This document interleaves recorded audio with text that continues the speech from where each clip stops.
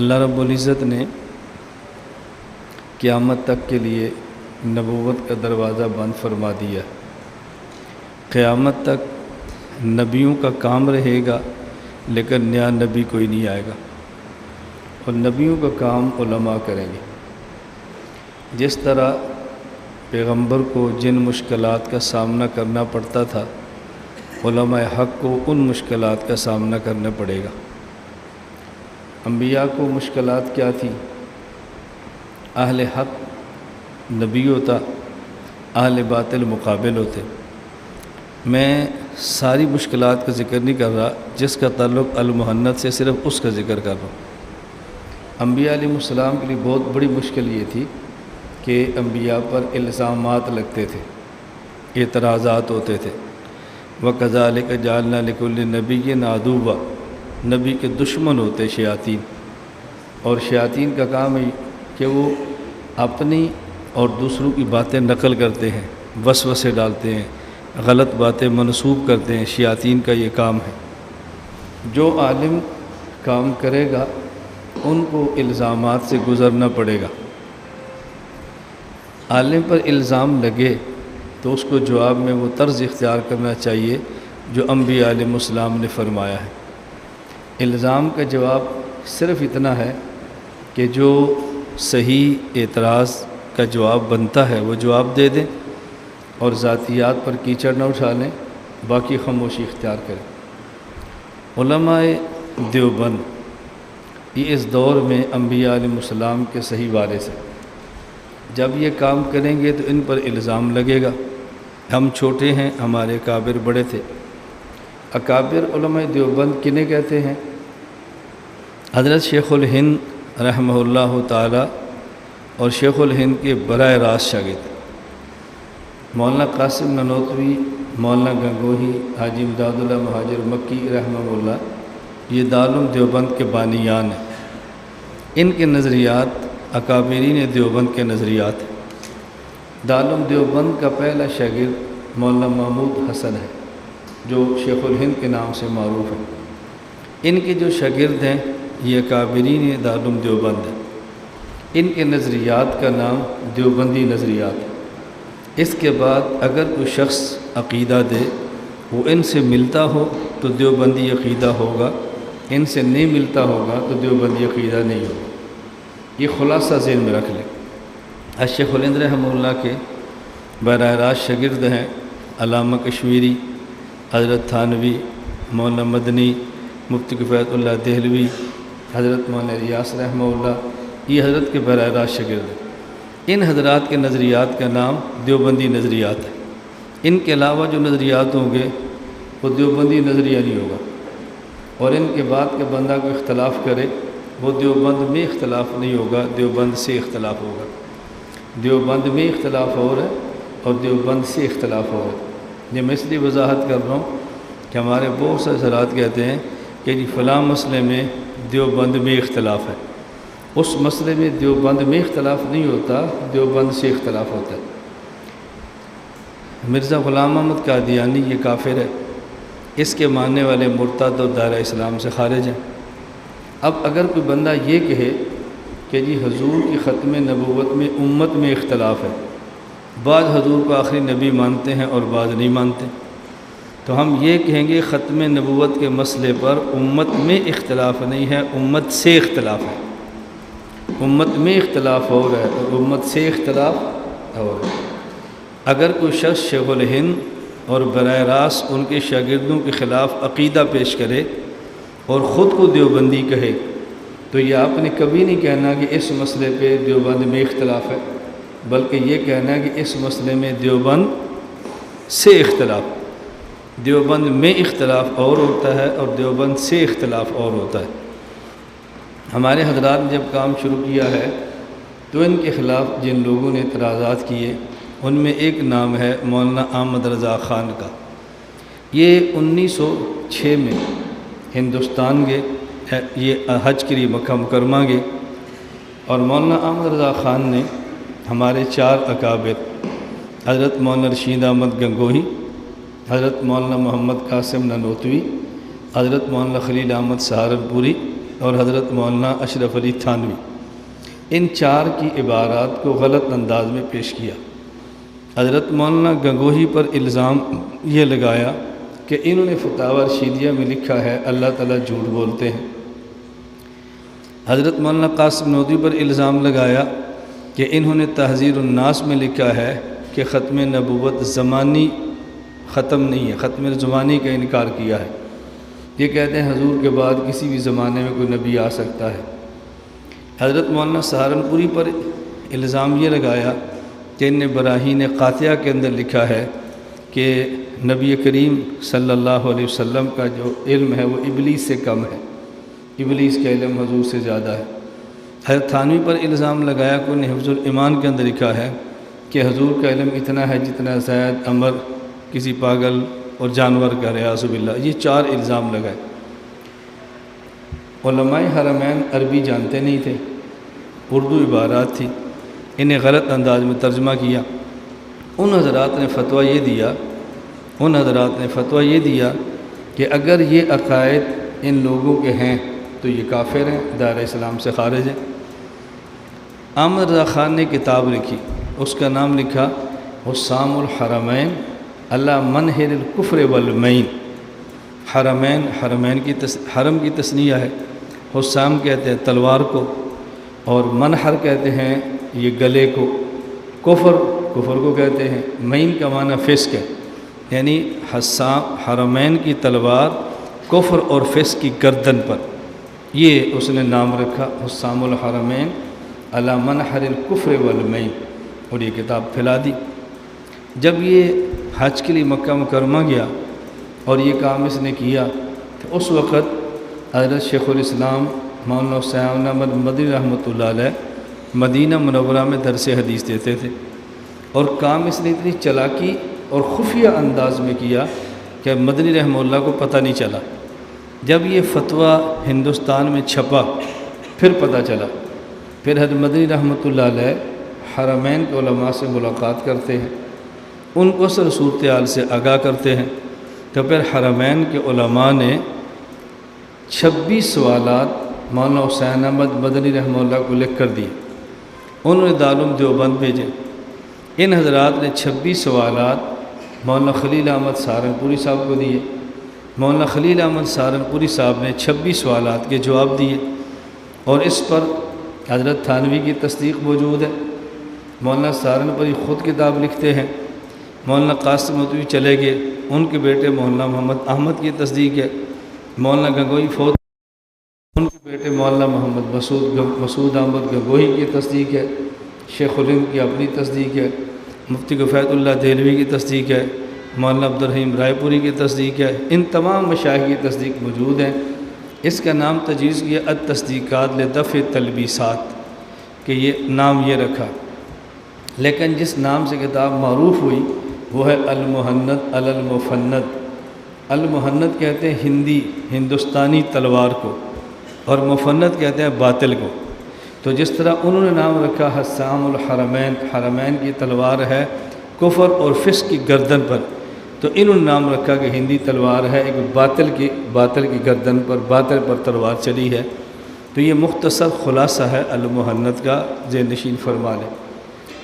احمد رضا خان نے جو کتاب حسام الحرمین لکھی ہے، اس پر مستقل میری کتاب موجود ہے، حسام الحرمین کا تحقیقی جائزہ، وہ شاید اب بھی باہر موجود ہو، اگر نہ ہو تو ہم مرکز سے مولانا خیستہ رحمان صاحب سے کہہ کے منگوا لیں، کتاب آپ کو مل جائے گی۔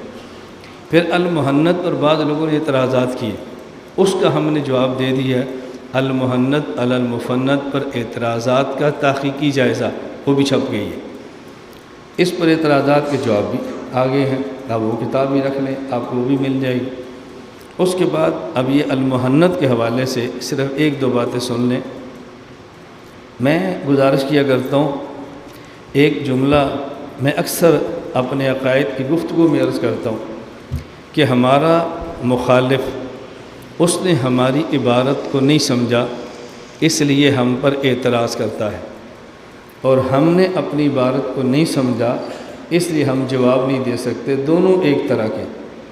یہی حال المہند کا ہے، جو لوگ المہند کو نہیں مانتے آل محنت پہ اعتراض کرتے ہیں، آپ کو نہ یقین آئے تو آپ 26 سوالات میں سے کسی سوال کا نام لیں کہ فلاں سوال بتاؤ کیا ہے، وہ کہے گا مجھے نہیں پتہ، کیونکہ اس نے آل محنت کو پڑھا نہیں ہے، اعتراض کر رہا ہے ایک دو باتوں کو لے کر۔ اور جو ہمارے آل محنت کو مانتے ہیں، آپ کسی عالم سے کہہ دو استاد جی آل محنت کیسی ہے، وہ کہیں گے ہمارے اکابر کی متفقہ دستاویز ہے۔ استاد جی آل محنت پر اس کا جواب کیا ہے، کہتے مجھے بھی نہیں پتہ۔ تو جو آل محنت پر اعتراض کرتے ہیں وہ بھی نہیں پڑھتے، جو آل محنت کو مانتے ہیں وہ بھی نہیں پڑھتے، نہ وہ سمجھتے ہیں نہ یہ سمجھتے ہیں، نقصان تو ہوگا نا۔ پھر ہمارا ایک اور طبقہ اس دور میں ہے، ان کا دعویٰ یہ ہوتا ہے المحنت ایک وقتی چیز تھی، وہ وقتی چیز تھی، اس کو مستقل علماء دیوبند کی دستاویز نہیں کہنا چاہیے۔ یہ بات ذہن میں رکھنا، پالیسیاں وقتی ہوتی ہیں، حالات کے ساتھ بدلتی ہیں، نظریات وقتی نہیں ہوتے کہ حالات کے ساتھ بدل لیں۔ المحنت علماء دیوبند کی پالیسی نہیں ہے، المحنت علماء دیوبند کا عقیدہ ہے۔ آپ عقیدے کو وقتی کیسے کہہ سکتے ہیں؟ آپ پالیسی کو وقتی کہہ سکتے ہیں 100 دفعہ کے۔ میری گزارش سمجھ آ رہی؟ پالیسیاں، طریقہ کار یہ بدلتے رہتے ہیں، لیکن کار یہ نہیں بدلتے۔ کار اور ہوتا ہے، طریقہ کار ہوتا ہے، کام نہیں بدلتے، کام کا طریقہ کار بدل دیتے۔ علماء نے دین کی دعوت دینی ہے تو دعوت کا طریق بدلتا رہے گا، لیکن دعوت نہیں بدلے گی۔ اس لیے یہ کہنا کہ وقتی کام تھا اب اس کی ضرورت نہیں ہے، میں یہ سمجھتا ہوں یا المحنت نہ پڑھنے کا نتیجہ ہے یا المحنت کے مخالفین کو خوش کرنے کی چال ہے، اور کچھ بھی نہیں۔ تو المحنت ہماری پالیسی نہیں ہے، بلکہ المحنت ہمارا عقیدہ ہے، اور عقائد کبھی نہیں بدلتے، پالیسیاں بدل جایا کرتی۔ یہ بات ذہن نشین فرما لیں۔ میں یہ اختصار سے بات اس لیے چلا رہا ہوں کہ ہمارے پاس وقت بہت کم ہے، ہم نے عصر تک المحنت کو ختم کرنا ہے۔ آپ کسی سے کہیں گے نا المحنت 2 گھنٹے میں، وہ مانیں گے نہیں کہ المحنت 2 گھنٹے میں کوئی پڑھ سکتا ہے، مانیں گے نہیں۔ آپ دیکھیں گے المحنت 2 گھنٹے پڑھی جاتی ہے کہ نہیں پڑھی جاتی۔ اگر میں مزید اختصار اور جچے تلے الفاظ ملاؤں تو المحنت 1 گھنٹے میں ختم ہو جانی۔ جب ہم تفصیلات شروع کریں گے تو المحنت 2 مہینے میں بھی ختم نہیں ہوتی۔ عقائد پر آپ دلائل دیتے جائیں، لیکن ہم نے نفس کتاب کو حل کرنا ہے۔ یہ کہتے ہیں نا متن کو سمجھیں، متن، خارجی تقریریں چھوڑیں، تو ہم خارجی تقریر کم کریں گے، متن کو حل کریں گے تاکہ اصل چیز آپ کے سامنے آئے۔ المحنت میں 26 سوالات ہیں۔ پہلے 2 سوال دیکھیں ذرا۔ ما قولکم فی شد الرحال الی زیارت سید الکائنات علی افضل الصلوات والتحیات وعلی آلہ وصحبہ، ای الامرین احب الیکم وافضل لدی اکابرکم للزائر، هل ینوی وقت الارتحال للزیارت زیارت علیہ السلام او ینوی المسجد ایضا وقد قال الوہابیۃ ان المسافر للمدینہ لا ینوی الا المسجد النبویہ۔ پہلا سوال یہ ہے، کیا رسول اکرم صلی اللہ علیہ وسلم کی قبر مبارک کی نیت سے، قبر مبارک کی زیارت کی نیت سے سفر کرنا جائز ہے یا نہیں؟ ایک سوال۔ دوسرا سوال، افضل کیا ہے؟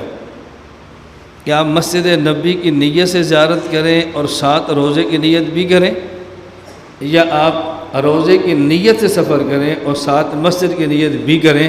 افضل کیا ہے؟ 2 سوالوں میں فرق سمجھ گئے۔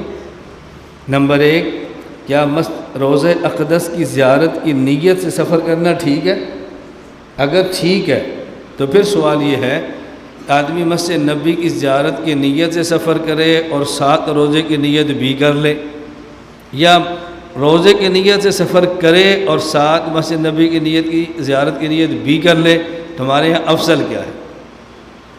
حضرت فرماتے ہیں کہ جواب سے پہلے ضروری ہے کہ ہم 3 باتیں آپ کو بتانا چاہتے ہیں۔ یہ دیکھیں، لِيَعْلَمَ أَوَّلًا قَبْلَ أَن نَّشْرَعَ فِي الْجَوَابِ أَنَّ بِحَمْدِ اللَّهِ وَمَشَائِخِنَا رِضْوَانُ اللَّهِ عَلَيْهِمْ أَجْمَعِينَ وَجَمِيعِ الطَّائِفَةِ۔ کہتے ہیں پہلے بنیادی طور پر آپ 3 باتیں سمجھ لیں۔ پہلی بات یہ ہے، ہم علماء دارالعلوم دیوبند اور ہمارے مشائخ اصول میں مقلد ہیں امام اعظم ابو حنیفہ، فروع میں مقلد ہیں امام اعظم ابو حنیفہ نعمان بن ثابت کے، اور اصول میں ہم مقلد ہیں ابو الحسن اشعری اور ابو منصور ماتوریدی کے، اور چاروں سلاسل سلسلہ قادریہ، سلسلہ چشتیہ، سلسلہ سہروردیہ اور نقشبندیہ، ہم طریقت میں ان چاروں سلسلوں کو مانتے ہیں۔ تو تین باتیں سمجھنی ہیں، ان میں جو پہلی بات ہے اس کے اندر تین باتیں ہیں۔ پہلی بات کہ ہم مقلد ہیں فروع میں امام اعظم ابو حنیفہ کے، اور اصول میں مقلد ہیں ابو الحسن اشعری اور ابو منصور ماتوریدی کے، اور طریقت میں ہم چلتے ہیں چاروں سلسلوں پہ۔ سلسلہ قادریہ یہ شیخ عبد القادر جیلانی کا سلسلہ ہے، سلسلہ چشتیہ شیخ معین الدین چشتی کا سلسلہ ہے، سلسلہ سہروردیہ شیخ شہاب الدین سہروردی کا سلسلہ ہے، سلسلہ نقشبندیہ، یہ ہمارے چار سلسلے، ہم اس کے مطابق چلتے ہیں، یہ ہمارے چار سلسلے چلتے ہیں۔ یہاں چھوٹی چھوٹی باتیں سمجھیں۔ لوگ آپ سے کہیں گے کہ جی آپ کہتے ہیں فروع میں مقلد ہیں امام ابو حنیفہ کے، اور اصول میں مقلد ہیں ابو الحسن اشعری اور ابو منصور ماتوریدی کے، تو کیا امام ابو حنیفہ کو عقائد نہیں آتے تھے؟ آپ کو عقائد میں ان کا مقلد ہونا پڑا۔ ادھر آپ کہتے ہیں تقلید شخصی ہے، ادھر آپ دو تقلید کر رہے ہیں، یہ تقلید شخصی تو ختم ہو گئی۔ اصول کا لفظ دو جگہ پہ بولا جاتا ہے اور ہر جگہ پہ معنی اور ہوتا ہے۔ جب اصول کا لفظ بولتے ہیں علم الفقہ میں، اب اصول کا معنی ہوتا ہے قواعد اور کلیات، اور فروع کا معنی ہوتا ہے جزیات اور استنباطی اجتہادی مسائل۔ اور جب اصول کا لفظ علم الفقہ میں نہ ہو، ویسے اصول کا لفظ ایک شریعت میں بولا جائے، فن میں بولا جائے، تو وہاں اصول کا معنی ہوتا ہے عقائد۔ ہم اصول اور فروع میں مقلد ہیں امام ابو حنیفہ کے، یعنی اصول قواعد اور کلیات فقیہ، نمبر دو جزیات جو مستنبط من القرآن والحدیث ہیں، ان میں ہم مقلد ہیں امام ابو حنیفہ کے۔ یہاں جو اصول کا لفظ بولا ہے یہ ان فروع کے مقابلے میں نہیں جو فقہ ہے، بلکہ یہاں اصول سے مراد ایک فنی چیز ہے کہ ہم عقائد میں بات مانتے ہیں ابو الحسن اشعری اور ابو منصور ماتوریدی کی۔ اب کوئی بندہ آپ سے کہے کہ جی آپ مقلد ہیں امام ابو حنیفہ کے، تو امام صاحب نے عقائد پر کتاب نہیں لکھی، وہ عقائد کو نہیں جانتے تھے؟ حضرت امام ابو حنیفہ نے عقائد پر کتاب بھی لکھی ہے الفقہ الاکبر کے نام پر۔ یہ جو ہم ابو الحسن اشعری ابو منصور ماتوریدی کی بات کرتے ہیں، اس کا مطلب کیا ہے؟ اس کا مطلب بیان کرنے سے پہلے ایک مثال سمجھے، پھر مطلب جلدی سمجھ آئے گا۔ ہمارے پاکستان میں کچھ لوگ وہ ہیں جو خود کو دیوبندی کہتے ہیں، اور کچھ وہ ہیں جو خود کو بریلوی کہتے ہیں۔ اگر بریلویوں سے پوچھو کہ آپ فقہی مسلک کیا رکھتے ہیں، کہتے ہیں حنفی۔ دیوبندیوں سے پوچھو تمہارا فقہی مسلک کیا ہے، کہتے ہیں حنفی۔ اب دیکھو بریلوی اور دیوبندی خود کو حنفی کہہ رہے ہیں، اور ہم سے پوچھو جی تم کون ہو، جی ہم دیوبندی ہیں۔ کچھ لوگوں سے پوچھو تم کون ہو، جی ہم بریلوی ہیں۔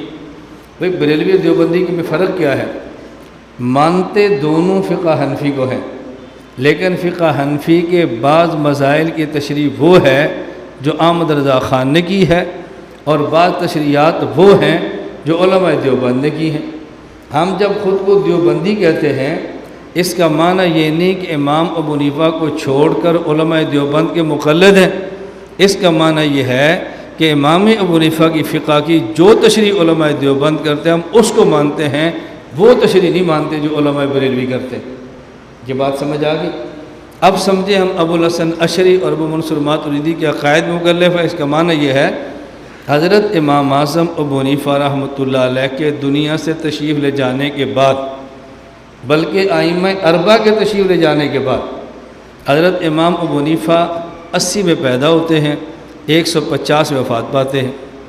حضرت امام مالک رحمۃ اللہ علیہ 93 میں پیدا ہوتے ہیں، اور امام مالک 179 میں وفات پاتے ہیں۔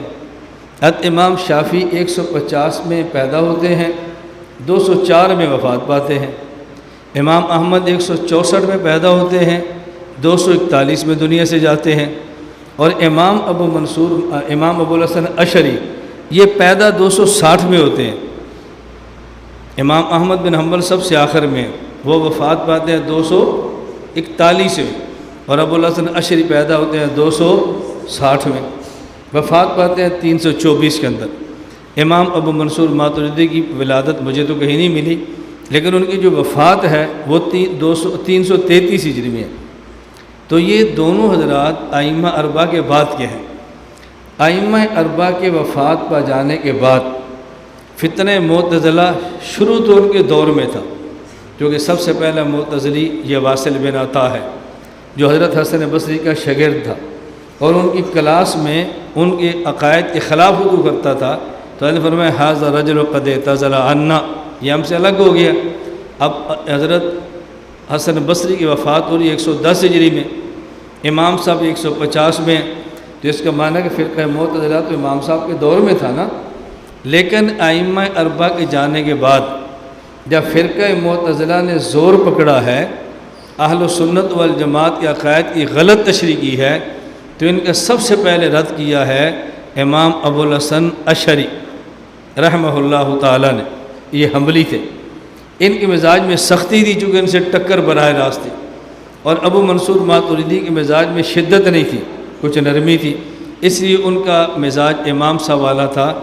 دلائل پختہ ہوتے تھے لیکن مزاج میں سختی نہیں ہوتی تھی۔ تشدد الگ ہوتا ہے، تسدد الگ ہوتا ہے۔ تشدد کہتے ہیں سختی کو، تسدد کہتے ہیں مضبوطی کو۔ جیسے ریشم کا رسہ ہو یہ متشدد ہوتا ہے، اور لوہے کا زنجیر ہو یہ متسدد ہوتا ہے۔ میں بس اوقات اپنے حوالے سمجھاتا ہوں کہ ہماری جماعت عالمی اتحاد اہل سنت والجماعت یہ متشدد نہیں ہے، یہ متسدد ہے۔ ہم اپنے عقائد میں سخت نہیں ہیں، اپنے عقائد میں پختہ ہے۔ سخت ہونا اور بات ہے، پختہ ہونا اور بات ہے۔ آپ ریشم کا رسہ کھینچیں تو نہیں ٹوٹتا، یہ پختہ مضبوط ہے، اور اگر آپ زنجیر لوہے کا کھینچیں تو وہ ٹوٹ جائے گا۔ تو ہم لوہے کے زنجیر نہیں ہیں، ہم ریشم کی طرح ہیں، نرم بہت ہیں لیکن عقائد پر پختہ بھی بہت ہیں، اس لیے ہمیں دائیں بائیں کرنا بڑا مشکل ہے۔ ہماری نرمی کا بعض لوگ غلط مطلب سمجھتے۔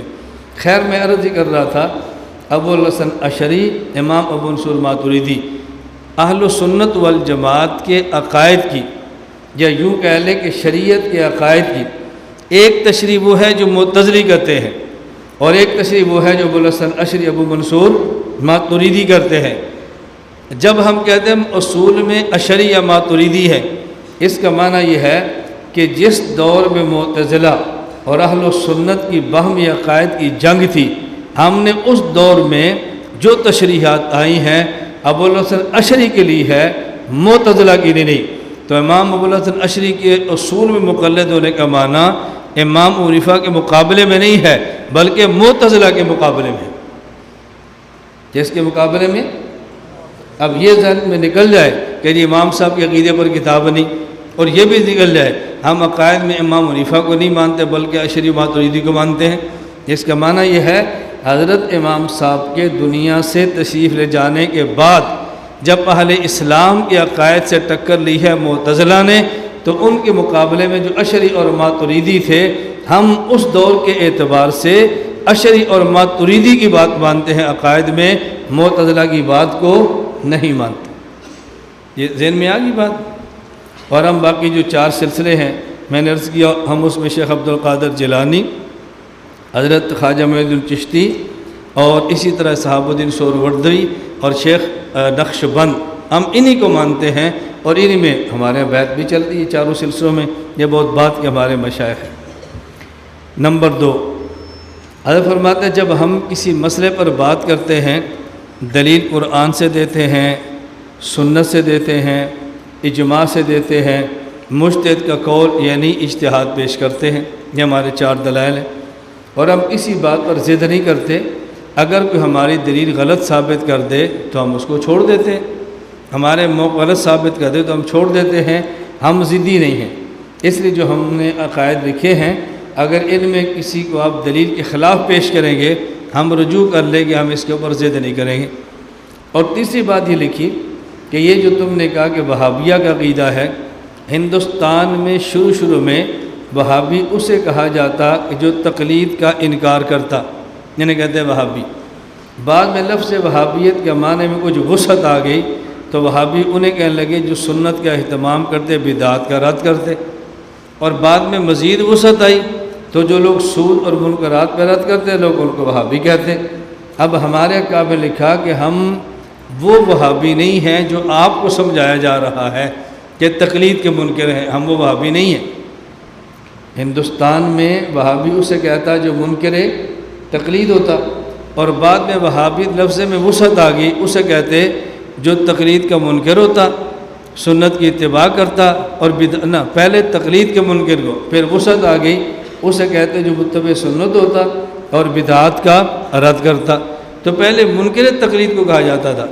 تو ان حضرات کے ذہن میں یہ تھا، حرمین کے علماء، کہ منکر تقلید وہابی ہوتا ہے، اور یہ جو ہمیں بتایا جا رہا ہے وہابیہ کے یہ عقیدے ہیں، یہ منکر تقلید ہے۔ حضرت نے فرمایا کہ ہمارے ہم منکر تقلید کا نام وہابی نہیں ہے، بلکہ متبع سنت ہو اور بدعات کا رد کرتا ہو۔ ہم چونکہ متبع سنت ہیں اور بدعات کا رد کرتے ہیں، اس لیے آپ کو ہمارے بارے میں بتایا گیا کہ ہم وہابی ہیں۔ جو وہابی آپ کے ذہن میں منکر تقلید وہ اور ہے، اور جس کو انہوں نے وہابی کہا وہ بالکل اور ہے۔ تو ان تین تمہیدی باتوں کے بعد اب حضرت فرماتے ہیں مطلب سمجھیں کہ ہمارے اکابر کا عقیدہ کیا ہے۔ دیکھیں ذرا،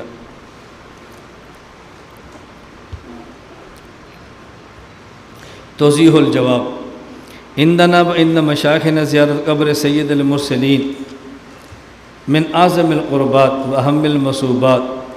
حضرت فرماتے ہیں کہ ہمارے اکابر کے ہاں رسول اکرم صلی اللہ علیہ وسلم کی قبر مبارک کی زیارت کی نیت زیارت کرنا یہ مستحب ہی نہیں بلکہ واجب کے قریب ہے۔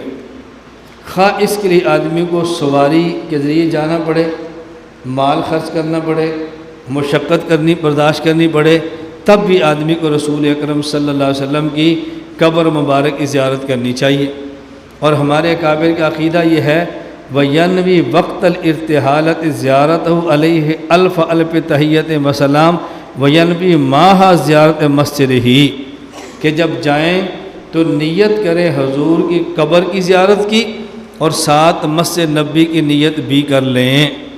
ہمارے یہی افضل ہے، یہ افضل نہیں ہے کہ مسجد کی نیت سے جائیں اور قبر کی زیارت بھی کر لیں، بلکہ ہمارے افضل یہ ہے کہ قبر کی زیارت سے جائیں اور ساتھ مسجد نبی کی زیارت کی نیت بھی کر لیں۔ اس کی وجہ فرماتے ہیں وجہ یہ ہے کہ حضور اکرم صلی اللہ علیہ وسلم کی عظمت کا اظہار اس میں زیادہ ہے۔ یہ دیکھیں ان یجرد نیت لزیارت قبرہ ثم یحصل له اذا قدم زیارت المسجد لأن فيه زیادت تعظیمہ و اجلالہ صلی اللہ علیہ وسلم ویوافق قولہ من جاءنی زائرا لا تحملہ حاجت الا زیارتی کان حقا علی ان اکون شفیعا لہ یوم القیامہ۔ حضور کی قبر کی نیت سے جائے ہی افضل ہے، اور جب وہاں پہنچے تو مسجد نبی کی زیارت بھی کر لیں۔ ایک تو اس میں نبی پاک صلی اللہ علیہ وسلم کی عظمت کا اظہار زیادہ ہے، نمبر دو اس کی تائید حدیث پاک سے ہو رہی ہے کہ حضور نے فرمایا جو میرے پاس آئے اور اس کا مقصد میری ہی زیارت ہو تو میں قیامت کے دن اس آدمی کی شفاعت کروں گا۔ اب دیکھیں مثال کے طور پہ میرا گھر سرگودا ہے، آپ نوشہرہ سے سرگودا جائیں اور مجھے ملے تو میں کہتا ہوں کیسے آئے؟ آپ کہتے ہیں سرگودا یہ کام تھا تو ہم نے سوچا آپ کو بھی مل لیں۔ میں خوش تو اب بھی ہوں گا لیکن کتنا خوش ہوں گا، بھئی آپ کیوں آئے؟ ہم جی سرگودا صرف آپ کو ملنے کے لیے آئے۔ اب میں کتنا خوش ہوں گا۔ میں اپنی مثال دے رہا ہوں، کسی بھی بندے کے پاس آپ جائیں، فرق ہے یا نہیں؟ تو آپ مدینہ منورہ جائیں اور حضور کے لیے جائیں، ساتھ مسجد نبی بھی چلے جائیں، اور جائیں مسجد نبی کے لیے، چلو مسجد نبی تو آئے ہیں ساتھ روزے پر بھی چلے جائیں، دونوں میں کتنا فرق ہے؟ تو اظہار اللہ کے نبی کی تعظیم کا زیادہ اس میں ہے کہ قبر کی نیت سے جائیں۔ پھر حضور خود فرما رہے ہیں جو میرے لیے آئے گا اور کوئی مقصد نہیں ہوگا تو میرے ذمہ و لازم ہے میں اس بندے کی شفاعت کروں قیامت کے دن۔ آگے دیکھیں ذرا، آگے تو حوالے دیے، وہ میں نقل نہیں کر رہا ہوں، اس کے اندر موجود ہے کتاب میں۔ حضرت فرماتے ہیں یہ جو منکر تقلید وہابی ہیں، یہ لوگ کہتے ہیں کہ جو شخص مدینہ منورہ جائے وہ مسجد نبی کی زیارت کی نیت سے جائے اور روزے کی زیارت کی نیت سے سفر نہ کرے۔ ان کی دلیل رسول اکرم صلی اللہ علیہ وسلم فرماتے ہیں لا تشد الرحال الا الی ثلاثۃ مساجد۔ توجہ رکھنا ذرا، میں لمبی بحث نہیں کر رہا، متصل ہے، مستثنیٰ، مستثنیٰ، مفرغ ہے، میں لمبی بحث نہیں کر رہا، میں بڑی شارٹ کٹ بات کر رہا ہوں کہ اللہ کے پیغمبر نے فرمایا کہ کسی سفر کی نیت سے، کسی کی نیت سے سفر کرنا جائز نہیں سوائے 3 مساجد۔ نمبر 1 مسجد حرام، نمبر 2 مسجد نبی، اور نمبر 3 مسجد اقصیٰ۔ تو اب دیکھو اللہ کے نبی خود فرما رہے ہیں ان 3 مساجد کے علاوہ کسی اور کی زیارت سے سفر کرنا جائز نہیں، تو روزے کے لیے سفر کرنا جائز ممنوع ہو گیا اس حدیث کی وجہ سے۔ سہارنپوری فرماتے ہیں اگر تھوڑا سا غور کر لیا جائے تو یہ حدیث زیارت قبر کی نیت سے سفر کے منع پر دلیل نہیں بلکہ جواز پر دلیل ہے۔ یہ منع کی دلیل نہیں بلکہ جواز کی دلیل ہے۔ کیوں؟ یہ جو اللہ کے نبی نے فرمایا کہ صرف 3 مساجد کی نیت سفر کرنا جائز ہے، اس کا معنی ہرگز یہ نہیں ہے کہ 3 مساجد کے علاوہ کوئی اور سفر کرنا جائز ہی نہیں ہے۔ آدمی طلب علم کے لیے سفر کرتا ہے وہ بھی جائز ہے۔ اسی طرح کوئی شخص فوت ہو جائے تعزیت کے لیے جائے تو بھی جائز ہے۔ اگر کسی آدمی کی شادی کسی دوسرے ضلع میں ہے تو نکاح کرنے کی غرض سے جائے تو بھی جائز ہے۔ تو کتنے سفر جائز ہیں؟ حدیث کا یہ معنی تو ہو ہی نہیں سکتا۔ فرق صرف اتنا ہے، اللہ کے نبی یہ سمجھا رہے ہیں کہ دیکھو دنیا میں لاکھوں کروڑوں مساجد ہوں گی، لیکن کسی مسجد کی فضیلت دوسری مسجد پر وہ صرف 3 مساجد ہیں۔ مسجد حرام میں نماز پڑھے تو 1 لاکھ کا اجر ہے، مسجد نبی پر پڑھے تو 50,000 کا ہے، یا ایک حدیث میں 1,000 کا ہے، اور اگر مسجد اقصیٰ میں جا کر پڑھے تو پھر 1,000 کا ہے۔ ان کی طرف سفر کرنے کے جواز کی وجہ وہ ان کی خصوصیت ہے، ان کی عظمت ہے باقی مساجد پر۔ اس کے علاوہ کسی مسجد کی دوسری مسجد میں عظمت، اس پر کوئی حدیث موجود نہیں ہے، لہذا باقی تمام مساجد یہ عظمت ہونے میں مساوی ہیں۔ ہاں اگر کوئی شخص کہتا ہے جی میں اسلام آباد جا رہا ہوں، کیوں؟ فیصل مسجد دیکھنے کے لیے۔ پوچھو جی فیصل مسجد کیوں جا رہا ہے؟ وہ کبھی یہ نہیں کہے گا کہ فیصل مسجد اس لیے جا رہا ہوں کہ میں اگر پبی میں مسجد میں نماز پڑھوں تو ثواب کم ہے اور فیصل مسجد پڑھوں گا تو زیادہ ہے، یہ نہیں کہتا۔ کیوں؟ کہتے ہیں فن تعمیر کا شاہکار ہے۔ اب یہ ثواب کی نیت سے جا رہا ہے یا وزٹ کی نیت سے جا رہا ہے؟ تو سیر و سیاحت اور چیز ہوتی ہے اور ثواب کی نیت سے سفر اور ہوتا ہے۔ یہ 3 مساجد ایسے ہیں کہ جن کی عظمت باقی مساجد پر ہے، ان کے علاوہ عظمت میں تمام مساجد مساوی ہیں، لہذا کسی مسجد کا سفر اس مسجد کی باقی مساجد پر عظمت کی وجہ سے کرنا یہ ٹھیک نہیں ہے۔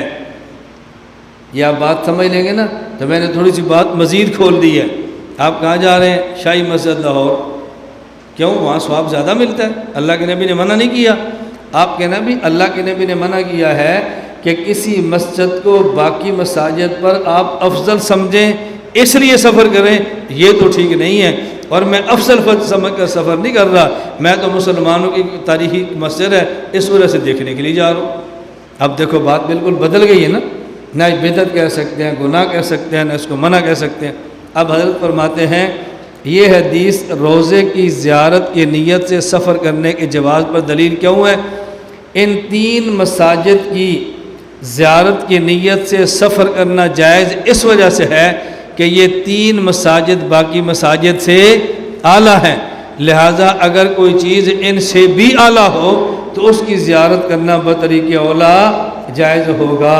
حضور اکرم صلی اللہ علیہ وسلم کی قبر مبارک کو دیکھیں تو پیغمبر مبارک کی کٹی کے وہ ذرے جو آپ کے وجود عطر سے ملے ہوئے ہیں، یہ کعبہ سے بھی اعلیٰ ہیں، کرسی سے بھی اعلیٰ ہیں اور عرش سے بھی اعلیٰ ہے۔ جو ان 3 مساجد کی نیت سے زیارت کرنے کی، ان 3 مساجد کی زیارت کی نیت سے سفر کرنے کی وجہ یہاں موجود ہے، وہ روزہ اطہر میں بطریق اولا موجود ہے۔ لہذا اس سے منع ثابت نہیں ہو رہا، بلکہ اس سے جواز ثابت ہوتا ہے۔ منع کیسے ثابت ہوگا؟ تو ان کی دلیل دینا یہ ٹھیک نہیں ہے۔ دیکھیں آگے تیسرا اور چوتھا سوال، حل للرجل ان يتوسل في دعواته بالنبي صلی اللہ علیہ وسلم بعد الوفات ام لا؟ نمبر 1، ایجوز التوسل عندکم بسلف الصالحین من الانبیاء والصدیقین والشہداء واولیاء رب العالمین ام لا؟ تیسرا سوال یہ ہے، کیا کوئی آدمی رسول اللہ صلی اللہ علیہ وسلم کی وفات کے بعد اللہ کے نبی کے وسیلے سے دعا مانگے اللہ سے تو جائز ہے؟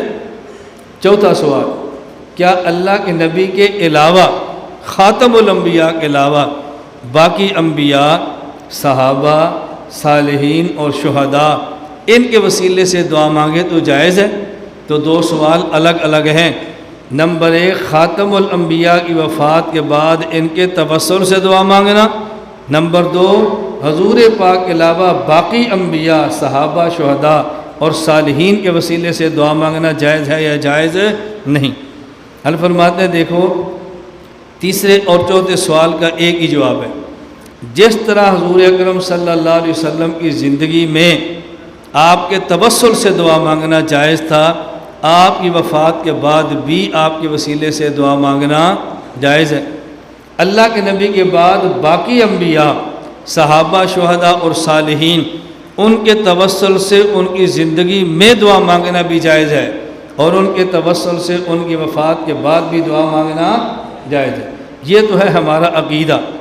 دلائل یہاں پر پیش نہیں کیے، میں صرف سمجھانے کے لیے دلیل پیش کر، اچھی طرح سمجھ لیں۔ حضور اکرم صلی اللہ علیہ وسلم کے وسیلے سے جو اللہ سے دعا مانگتے ہیں، اس لیے کہ حضور نبی ہیں یا اس لیے کہ غیر نبی انسان ہیں؟ بتاؤ، نہیں سمجھ آئی؟ حضور پاک کی زندگی میں ان کے وسیلے سے جو اللہ سے دعا مانگتے تھے، کیوں؟ اس لیے کہ حضور پاک انسان تھے یا انسان اور نبی تھے؟ ان کی وجہ انسان ہونا ہے یا نبی ہونا ہے؟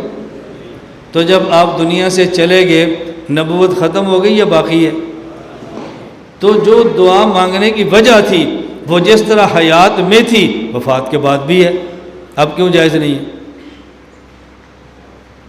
سمجھ آ گئی؟ اب کیوں جائز نہیں؟ اچھا، یہ جو صحابہ، شہداء اور اولیاء ہیں، جب تک یہ زندہ ہوں ہم ان کے توسل سے دعا مانگنے کے قائل ہیں، وفات پا جائے تو پھر بھی ان کے توسل سے دعا مانگنے کے قائل ہیں۔ یہ ذرا بات سمجھنا، ہم جب کسی ولی کے وسیلے سے دعا مانگتے ہیں تو کیوں؟ اس لیے کہ وہ انسان ہے یا نیک انسان ہے؟ جی، نیک انسان۔ تو نیک انسان کون ہوتا ہے؟ جس کے پاس نیک اعمال ہوں۔ تو بعض لوگ کہتے ہیں نہیں، عمل کا وسیلہ بنا کر دعا مانگے تو جائز ہے، اور عامل کا وسیلہ بنا کر دعا مانگے تو جائز نہیں۔ ہم کہتے ہیں اللہ تمہیں عقل دے، عامل ہوگا تو عمل ہوگا، عامل نہیں ہوگا تو عمل ہوگا کیسے؟ ایسے ہو سکتا ہے نمازی نہ ہو اور دنیا میں نماز ہو، روزے دار نہ ہو اور دنیا میں روزہ ہو؟ تو یہ جو ہم ولی کے وسیلے سے دعا مانگتے ہیں، اس وجہ سے کہ یہ صاحب اعمال ہے، تو وجہ تو عمل ہی ہے اور تو کوئی وجہ نہیں ہے۔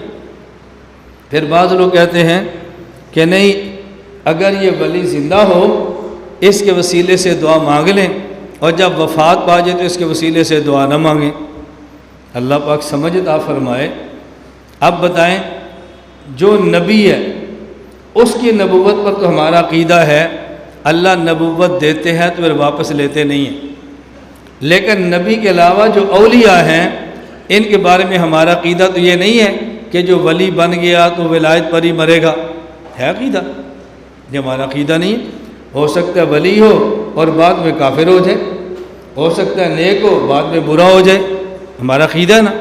اب توجہ رکھنا، اگر کوئی شخص زندہ ہے اس دنیا میں، اس کے توسل سے آپ دعا مانگتے ہیں کیونکہ یہ نیک ہے، یہ اگرچہ نیک ہے لیکن اس کے برے ہونے کا ابھی موقع موجود ہے، یہ اگرچہ مسلمان ہے لیکن اس میں کافر ہونے کا گمان موجود ہے، اور جو کفر اور نیک عمل پہ مر گیا ہے اس میں نہ کفر کا خدشہ ہے نہ فسق کا خدشہ ہے، تو زندہ ولی کے وسیلے سے اگر دعا مانگنا جائز ہے تو جو وفات پا جائے ولی اس کے وسیلے سے دعا مانگنا بطریق اولا جائز ہے۔ دلیل سمجھ آ گئی نا؟ جو زندہ ہے اس میں کافر ہونے کا شبہ ہے ہی نہیں، ہو سکتا ہے کل کافر ہو جائے، آج نیک ہے ہو سکتا ہے کل فاسق ہو جائے، اور جو تقوی اور ایمان پر مر گیا ہے اس میں بھی شک ہے، اس میں تو پک ہے۔ تو جہاں شک تھا شاید کفر ہو جائے اس کے وسیلے سے دعا مانگتے ہیں، اور جہاں پک ہے کہ یہاں ایمان کفر ہو ہی نہیں سکتا اس کے وسیلے سے دعا کیوں نہیں مانگتے؟ اس لیے توسل بالاولیاء کے بھی ہم قائل ہیں، بالصالحین کے بھی قائل ہیں، اور بالانبیاء کے بھی قائل ہیں، اور کوئی ایسی دلیل موجود نہیں ہے کہ جس پر وسیلے کا انکار ہو۔ میں نے کہا ہم توسل پہ دلائل نہیں دے رہے، میں صرف المحنت کو حل کروں، المحنت میں کیا ہے، باقی ان مسائل پہ جتنے آپ کو جوابات چاہیے آپ چاہیں تو ہمارے مرکز میں تخصص کر لیں، اگر آپ مشغول ہیں تو ہماری فائلیں منگوا لیں، ایک ایک مسئلے پر فائل موجود ہے، ایک ایک مسئلے پر آپ فائلیں منگوائیں، خود مطالعہ فرمائیں۔ دیکھیں 5واں سوال، ما قولکم فی حیات النبی علیہ الصلاۃ والسلام فی قبرہ الشریف ذالک امر مخصوص بہ ام مثل سائر المؤمنین رحمۃ اللہ علیہم حیات برزخیہ۔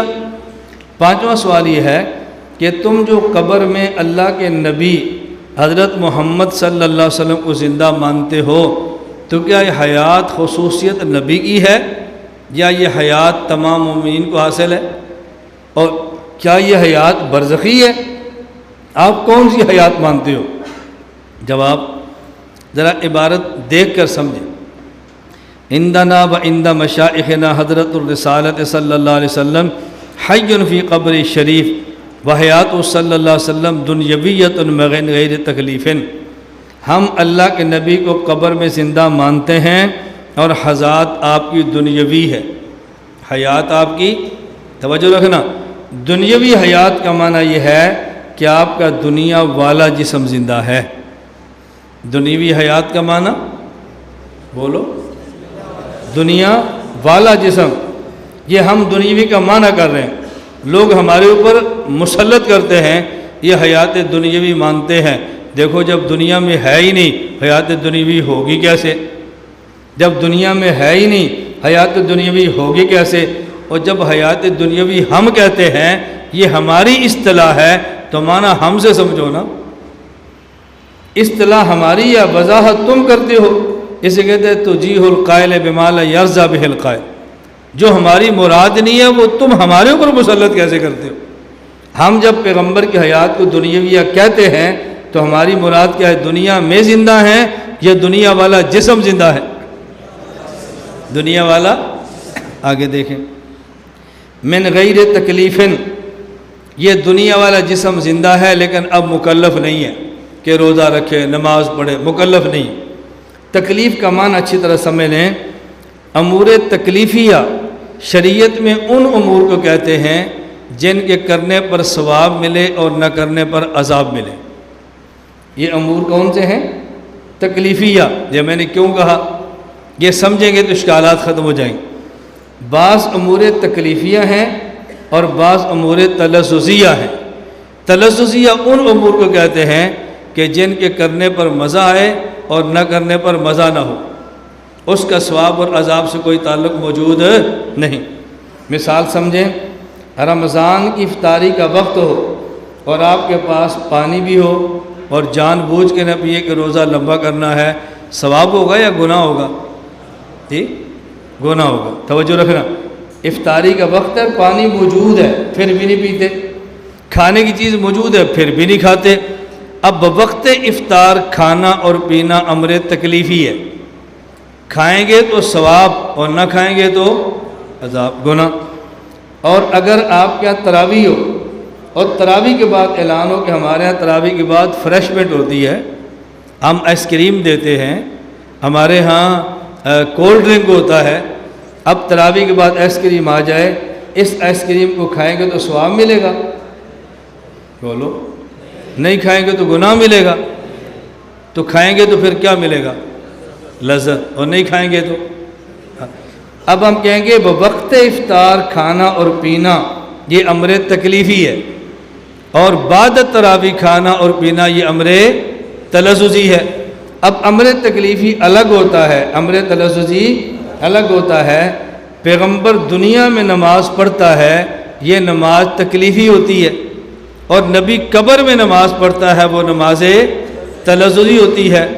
وَاعْبُدْ رَبَّكَ حَتَّىٰ يَأْتِيَكَ الْيَقِينُ، اے پیغمبر آپ نماز پڑھیں موت تک، یہ نماز تکلیفی ہے۔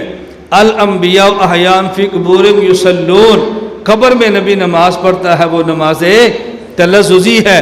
تو نفی نماز تکلیفی کی ہے اور اس بات نماز تلذذی کا ہے۔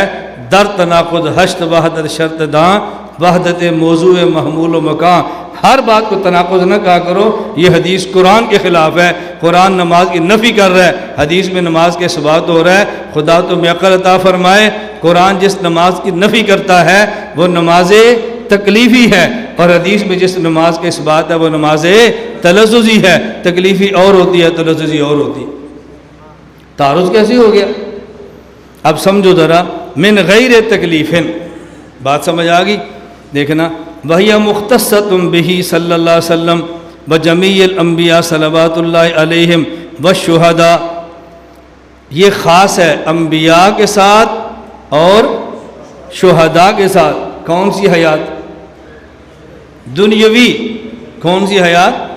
آگے، من غیر تکلیفن، آگے، لا برزخیۃ کما ہی حاصلۃ، یہ کما برزخیہ کی صفت ہے۔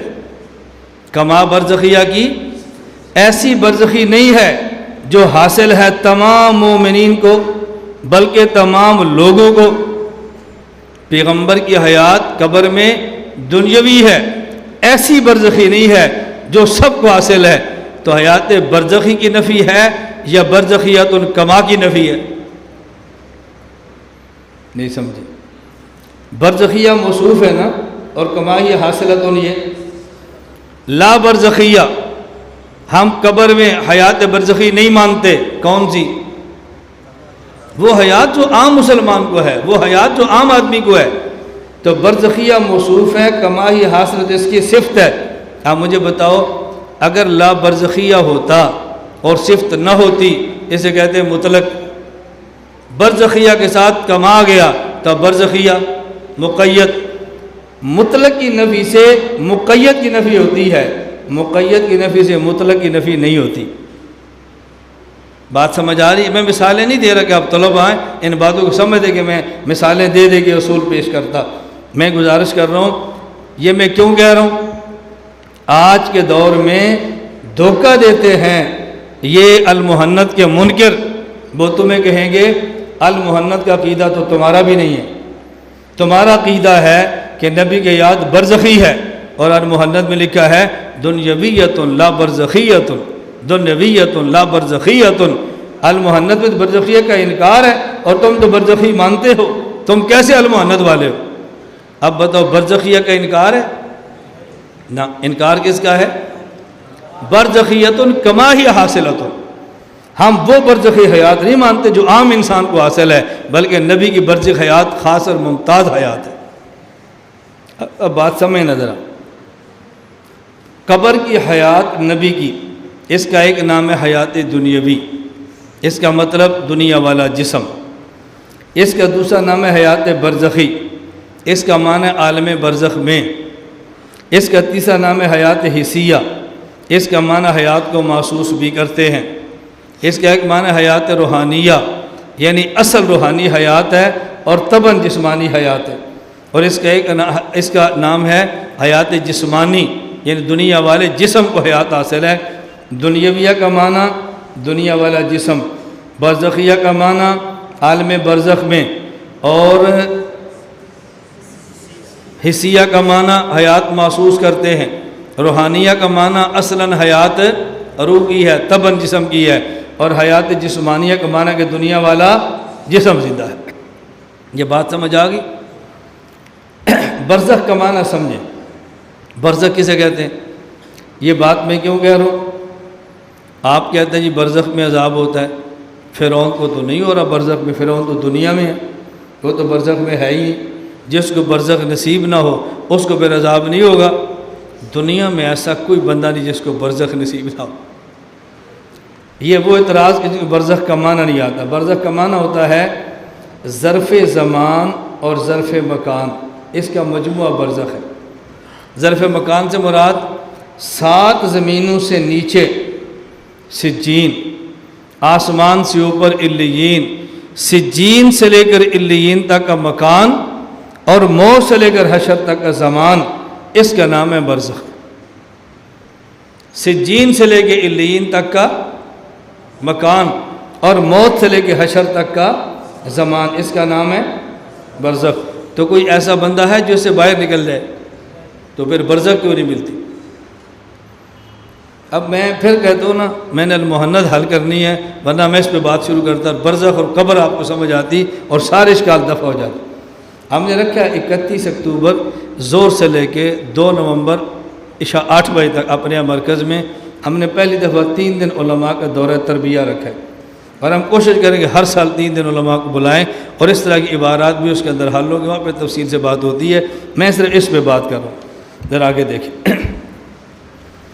آگے فثبت بہذا ان حیاتہ دنیویۃ، آگے بولو، فثبت بہذا ان حیاتہ دنیویۃ، برزخیہ آ گیا کہ نہیں آ گیا؟ تو انہوں نے اس کو دیکھا لا برزخیہ، اس کو چھوڑ دیا۔ دھوکہ کتنا ہے، آدھی عبارت پیش کی آدھی چھوڑ دی۔ لا آگے لکونہا فی عالم البرزخ، ان کی حیات دنیاوی بھی ہے اور برزخی بھی ہے، کیوں؟ لکونہا فی عالم، باقی ہم جو کہتے ہیں نا برزخی نہیں ہے، اس سے مراد وہ برزخی نہیں جو عام بندے کو حاصل ہے۔ ذرا ادھر دیکھنا، میری طرف آپ دیکھ، یہ میرے داڑھی کے بال زندہ ہیں، لیکن زندہ کیوں ہیں؟ بڑھتے ہیں۔ حیات نہ ہوتی تو بڑھتے کیوں؟ لیکن کاٹے تو درد نہیں ہوتی، اس کا معنی حیات ہے لیکن کمزور ہے۔ میرا رخسار یہ بھی زندہ ہے، یہ بڑھتا بھی ہے ایک وقت تک، اور کاٹے تکلیف بھی ہوتی ہے، لیکن اس پر مٹی پھینکے تو کوئی تکلیف نہیں ہوتی، اس کا معنی حیات ہے لیکن کچھ کمزور ہے۔ میری آنکھ کی پتلی میں بھی حیات ہے، حیات ہے، یہ آنکھ کی پتلی میں بھی حیات ہے، آنکھ کو کاٹے تو بھی درد ہے اور مٹی پڑے تو بھی درد ہے، لیکن ہوا لگے تو درد ہوتی ہے، اس کا معنی حیات کمزور ہے۔ اور میرا دماغ ہے، اب دیکھو دماغ کاٹے تب بھی تکلیف ہے، مٹی لگے تب بھی تکلیف ہے، اور اگر دماغ میں تھوڑی سی ہوا لگ جائے تو حیات ہے نا۔ اب حیات بال کی بھی ہے، رخسار کی بھی ہے، آنکھ کی پتلی کی بھی ہے اور دماغ کی بھی ہے۔ عام انسان کی حیات ایسے جیسے بال کی ہے، مومن کی حیات ایسے جیسے رخسار کی ہے، شہید کی حیات جیسے آنکھ کی پتلی کی ہے، اور نبی کی حیات جیسے دماغ کی ہے۔ یہ ہے لا برزخیہ کما ہی حاصلۃ، حضور کی حیات تو ہے لیکن ایسے نہیں ہے جیسے مومنین یا عام لوگوں کو ہے، وہ حیات ایسے ہے جیسے جسم میں دماغ کی حیات ہوتی ہے، حیات میں فرق ہے۔ السؤال السادس، للداعی فی المسجد النبوی ان یجعل وجهه الی القبر الشریف یسأل من المولى الجلیل، جب مسجد نبی پر جائیں اور دعا مانگیں، اس دعا کا تمہارے ہاں طریقہ کیا ہے؟ ایک طریقہ یہ ہے کہ روضہ کی طرف پیٹھ کرو، کعبہ کی طرف منہ کرو۔ دوسرا طریقہ کعبہ کی طرف پیٹھ کرو، روضہ کی طرف منہ کرو۔ تمہارے ہاں طریقہ کیا ہے؟ حضرت نے فرمایا اس میں فقہاء کا اختلاف ہے، امام صاحب کی بھی 2 روایتیں نقل کی ہیں اور پھر امام صاحب کا رجوع قول راجح نقل کی ہے۔ ہمارے ہاں قول راجح یہ ہے جائز تو دونوں ہیں، لیکن افضل یہ ہے کہ جب آدمی دعا مانگے تو پیٹھ کعبہ کی طرف کرے اور منہ رسول اکرم صلی اللہ علیہ وسلم کے روضے کی طرف کرے، یہ افضل اور اعلیٰ ہے۔ آپ افضل اور اعلیٰ سن لیں گے اور نہ چاہتے ہوئے بھی مان لیں گے، ہمارے کعبے نے لکھا ہے، لیکن اس پر آپ خوش نہیں ہوں گے چونکہ آپ کے سامنے دلیل موجود نہیں، اور جب دلیل آتی ہے نا پھر بندہ خوشی کے ساتھ مانتا ہے۔ اب بات سمجھو، رسول اکرم صلی اللہ علیہ وسلم جب نماز پڑھاتے تو آپ نماز پڑھانے کے بعد دعا بھی مانگتے تھے، لیکن منہ کعبہ کی طرف نہیں کرتے تھے بلکہ منہ صحابہ کی طرف کرتے تھے۔ اس پر تو روایات موجود ہیں نا، صحیح مسلم میں بھی ہے، براء بن عازب کی ہے، روایات ہے، روایات اس پر بہت ہے۔ اللہ کے نبی بہت سے لوگ اشکال کرتے ہیں جی فرض نماز کے بعد دعا ہے لیکن اونچی نہیں ہے، آہستہ ہے۔ مجھے ایک بندہ کہتا ہے جی دعا اونچی نہیں ہے، آہستہ ہے۔ میں نے کہا آہستہ دعا مانگے تو کون سی مانگے؟ کوئی حضور پاک سے ثابت ہے؟ کہا جی ثابت ہے۔ میں نے کہا کون سی؟ اللہم انت السلام منک السلام تبارک یا ذا الجلال والاکرام۔ میں نے کہا اور اللہم لا موتی لما منعت ولا مانع لما اعطیت ولا ينفع ذا الجد منک الجد۔ میں نے کہا اور اللہم قنی عذابک یوم تبعث عبادک۔ میں نے کہا اور اب دعائیں تو پڑھی نا۔ میں نے کہا جو اللہ کے نبی سے دعائیں ثابت ہیں، یہ حضور پاک نے صحابہ کو سکھائی تھی کہ یہ دعا مانگا کرو؟ سکھائی تھی؟ مجھے حدیث دکھا دو۔ اگر حضور نے پڑھی تھی اور صحابہ نے یاد کی تھی تو پھر آپ نے اونچی پڑھی تھی یا آہستہ پڑھی تھی؟ یہ عجیب بات ہے، فرض نماز کے بعد دعا یہ مانگنی ہے، اور ثابت کہاں سے ہے کہ حضور پڑھتے اور صحابہ سنتے تھے؟ بھائی صحابہ تب بھی سنتے جب حضور کی دعا جہرن ہوتی تھی۔ نبی پاک جہرن مانگ لیں تو جائز ہے، اور میں جہرن مانگوں تو بدعت ہے۔ صدقے جائیں تمہارے علم کے اوپر۔ بات سمجھ آ رہی؟ صحیح مسلم میں روایت ہے، برا بن عازب خود فرماتے ہیں کہ میں جب نماز پڑھتا تو رسول صلی اللہ علیہ وسلم کے دائیں طرف کھڑا ہوتا، کیونکہ حضور جب سلام پھیرتے تو دائیں طرف منہ کرتے اور پھر یہ دعا مانگتے، اللہم قنی عذابک یوم تبعث عبادک وفی روایت او تجمع عبادک۔ میں ادھر کھڑا ہوتا۔ حضرت برا دعا سنتے تھے تو تبھی سن فرما رہے ہیں نا، حضور جہرن مانگے تو ٹھیک ہے اور میں جہرن مانگوں تو بدعت ہو گیا۔ نہیں جی التزام نہیں ہونا چاہیے۔ میں نے کہا التزام تو آہستہ کیا دعا کا ہی نہیں ہونا چاہیے؟ نہیں آپ سمجھے؟ اور بھائی جہر کا التزام ہو تو بدعت ہے، اور دعا کا التزام ہو تو وہ بھی تو بدعت ہے۔ مستحب التزام کیسے ہو گیا؟ نفس دعا کا التزام بدعت ہے، تو ہم جاری دعا کے التزام کو بدعت کہتے ہو۔ خیر جو بات میں سمجھا رہا ہوں اچھی طرح سمجھیں۔ شبہ کیا ہے کہ جی حضور کی طرف منہ کیا ہے اور کعبہ کی طرف پیٹھ کی ہے، اور مانگنا اللہ سے ہے اور منہ حضور کی طرف ہے۔ میں نے کہا بات سمجھو، اللہ کے نبی فرض نماز کے بعد دعا مانگتے ہیں تو کعبہ کی طرف پیٹھ ہے، صحابہ کی طرف منہ ہے۔ اگر حضور پاک اسی مسجد میں دعا مانگیں اور کعبہ کی طرف پیٹھ کر کے صحابہ کی طرف منہ کر لیں، اور جب ہم دعا مانگیں کعبہ کی طرف پیٹھ کر کے منہ حضور کی طرف کر لیں تو بطریقہ اولا جائز ہونا چاہیے نا۔ سمجھ آئی بات آپ؟ دوسرا یہ جو آپ کا اشکال پیدا ہو رہا ہے کہ جی دعا اللہ سے مانگنی ہے اور منہ کعبہ کی طرف کیوں نہیں ہے، یہ اعتراض تب ہو نا جب اللہ کعبہ میں ہو۔ ہمارا عقیدہ تو یہ نہیں ہے، ہمارا عقیدہ تو ہے اللہ کہاں پر ہے؟ ہر جگہ پر۔ ہمارا تو عقیدہ یہ نہیں، اس لیے الجھن گیا ہے۔ آگے دیکھیں، ما قولهم فی تکثیر الصلاۃ علی النبی صلی اللہ علیہ وسلم قراءۃ دلائل الخیرات او الاوراد۔ رسول اللہ صلی اللہ علیہ وسلم پر کثرت کے ساتھ درود پاک پڑھنا یہ تمہارے یہاں کیسا ہے؟ خواب دلائل الاوراد دلائل الخیرات ہو یا کوئی اور کتاب ہو؟ حضرت نے جواب دیا ہمارے اکابر کا مستحب یہ ہے کہ کثرت کے ساتھ رسول اللہ صلی اللہ علیہ وسلم پر درود پاک پڑھا جائے، اور ہم کثرت کے ساتھ اللہ کے نبی کی ذات پر درود کو پڑھنا یہ بہتر سمجھتے ہیں۔ ہاں صیغے دو قسم کے ہیں، بعض وہ جو اللہ کے نبی سے ثابت ہیں اور بعض الفاظ وہ جو بعد کے علماء نے بنائے ہیں۔ درود پاک کے الفاظ اللہ کے نبی والے ہوں تو بہتر ہے، اور اگر کوئی اور الفاظ ہو تو بھی جائز ہے۔ ہم اس کو بہتر سمجھتے ہیں نبوت والے الفاظ کو۔ حضرت مولانا عبد الغنی پوری رحمۃ اللہ علیہ ان سے بیعت ایک بدعت ہی ہوا، اور اس نے کہا حضرت میں درود پاک جو پڑھنا ہے تو درود ماہی اور درود تاج پڑھ سکتا ہوں۔ اب وہ بدعت ہی تھا، اب فوراً رد بھی نہیں کر سکتے تھے۔ فرمانے لگے ایک درود وہ ہے جو اللہ کے نبی نے بنایا ہے، اور ایک وہ درود ہے جو بعد کے مولوی نے بنایا ہے، بہتر کون سا ہے؟ کہا جی نبی پاک والا۔ فرمایا اللہم صلی علی محمد، نبی پاک والا ہے، اور درود ماہی اور تاج بعد کے مولوی والا ہے، اب تو بتا کے کون سے پڑھنا چاہیے؟ اس نے کہا جی بات سمجھ آ گئی۔ ہمارے یہاں بدعات کا رد ایسے طریقے پر ہوتا ہے کہ بدعت مضبوط ہو جاتی ہے۔ ہم بھی بدعات کا رد کرتے ہیں، لیکن بدعت مضبوط نہیں ہوتی، سنت مضبوط ہوتی ہے۔ میں اب کارگزاریاں نہیں سناتا کہ اس کا وقت نہیں ہے۔ السؤال الثامن والتاسع والعاشر، هل يصح لرجل ان يقلد احد من الائمة الاربع؟ کیا ائمہ اربع میں سے کسی کی تقلید کرنا صحیح ہے فروع میں یا نہیں؟ نمبر 2، اگر صحیح ہے تو کیا وہ مستحب ہے یا واجب؟ نمبر 3، تم ائمہ اربع میں سے تقلید کس کی کرتے ہو؟ 3 سوال۔ پہلا سوال کا جواب، فرمایا ہمارے ائمہ اربع میں سے ہم ائمہ اربع کی تقلید اصول و فروع میں کرتے ہیں، اور ہم تقلید امام ابو حنیفہ کی کرتے ہیں۔ نمبر 2، ہمارے تقلید صرف مستحب بھی نہیں ہے بلکہ تقلید واجب ہے۔ نمبر 3، ہم جو تقلید کرتے ہیں ائمہ میں سے امام اعظم ابو حنیفہ کی کرتے ہیں۔ تو 3 سوالوں کے 3 جواب ہوئے۔ نمبر 1، تقلید کرنا صحیح ہے۔ نمبر 2، تقلید کرنا واجب ہے۔ اور نمبر 3، تقلید کرتے ہیں ہم امام اعظم ابو حنیفہ رحمۃ اللہ علیہ کی۔ ہم تقلید واجب کہتے ہیں، صرف مستحب نہیں کہتے۔ اس کی وجہ کہ عمل کرنا واجب ہے، اور جس کے بغیر عمل نہ ہو سکتا وہ چیز بھی واجب ہو جاتی ہے، اس لیے ہم تقلید کو واجب سمجھتے ہیں۔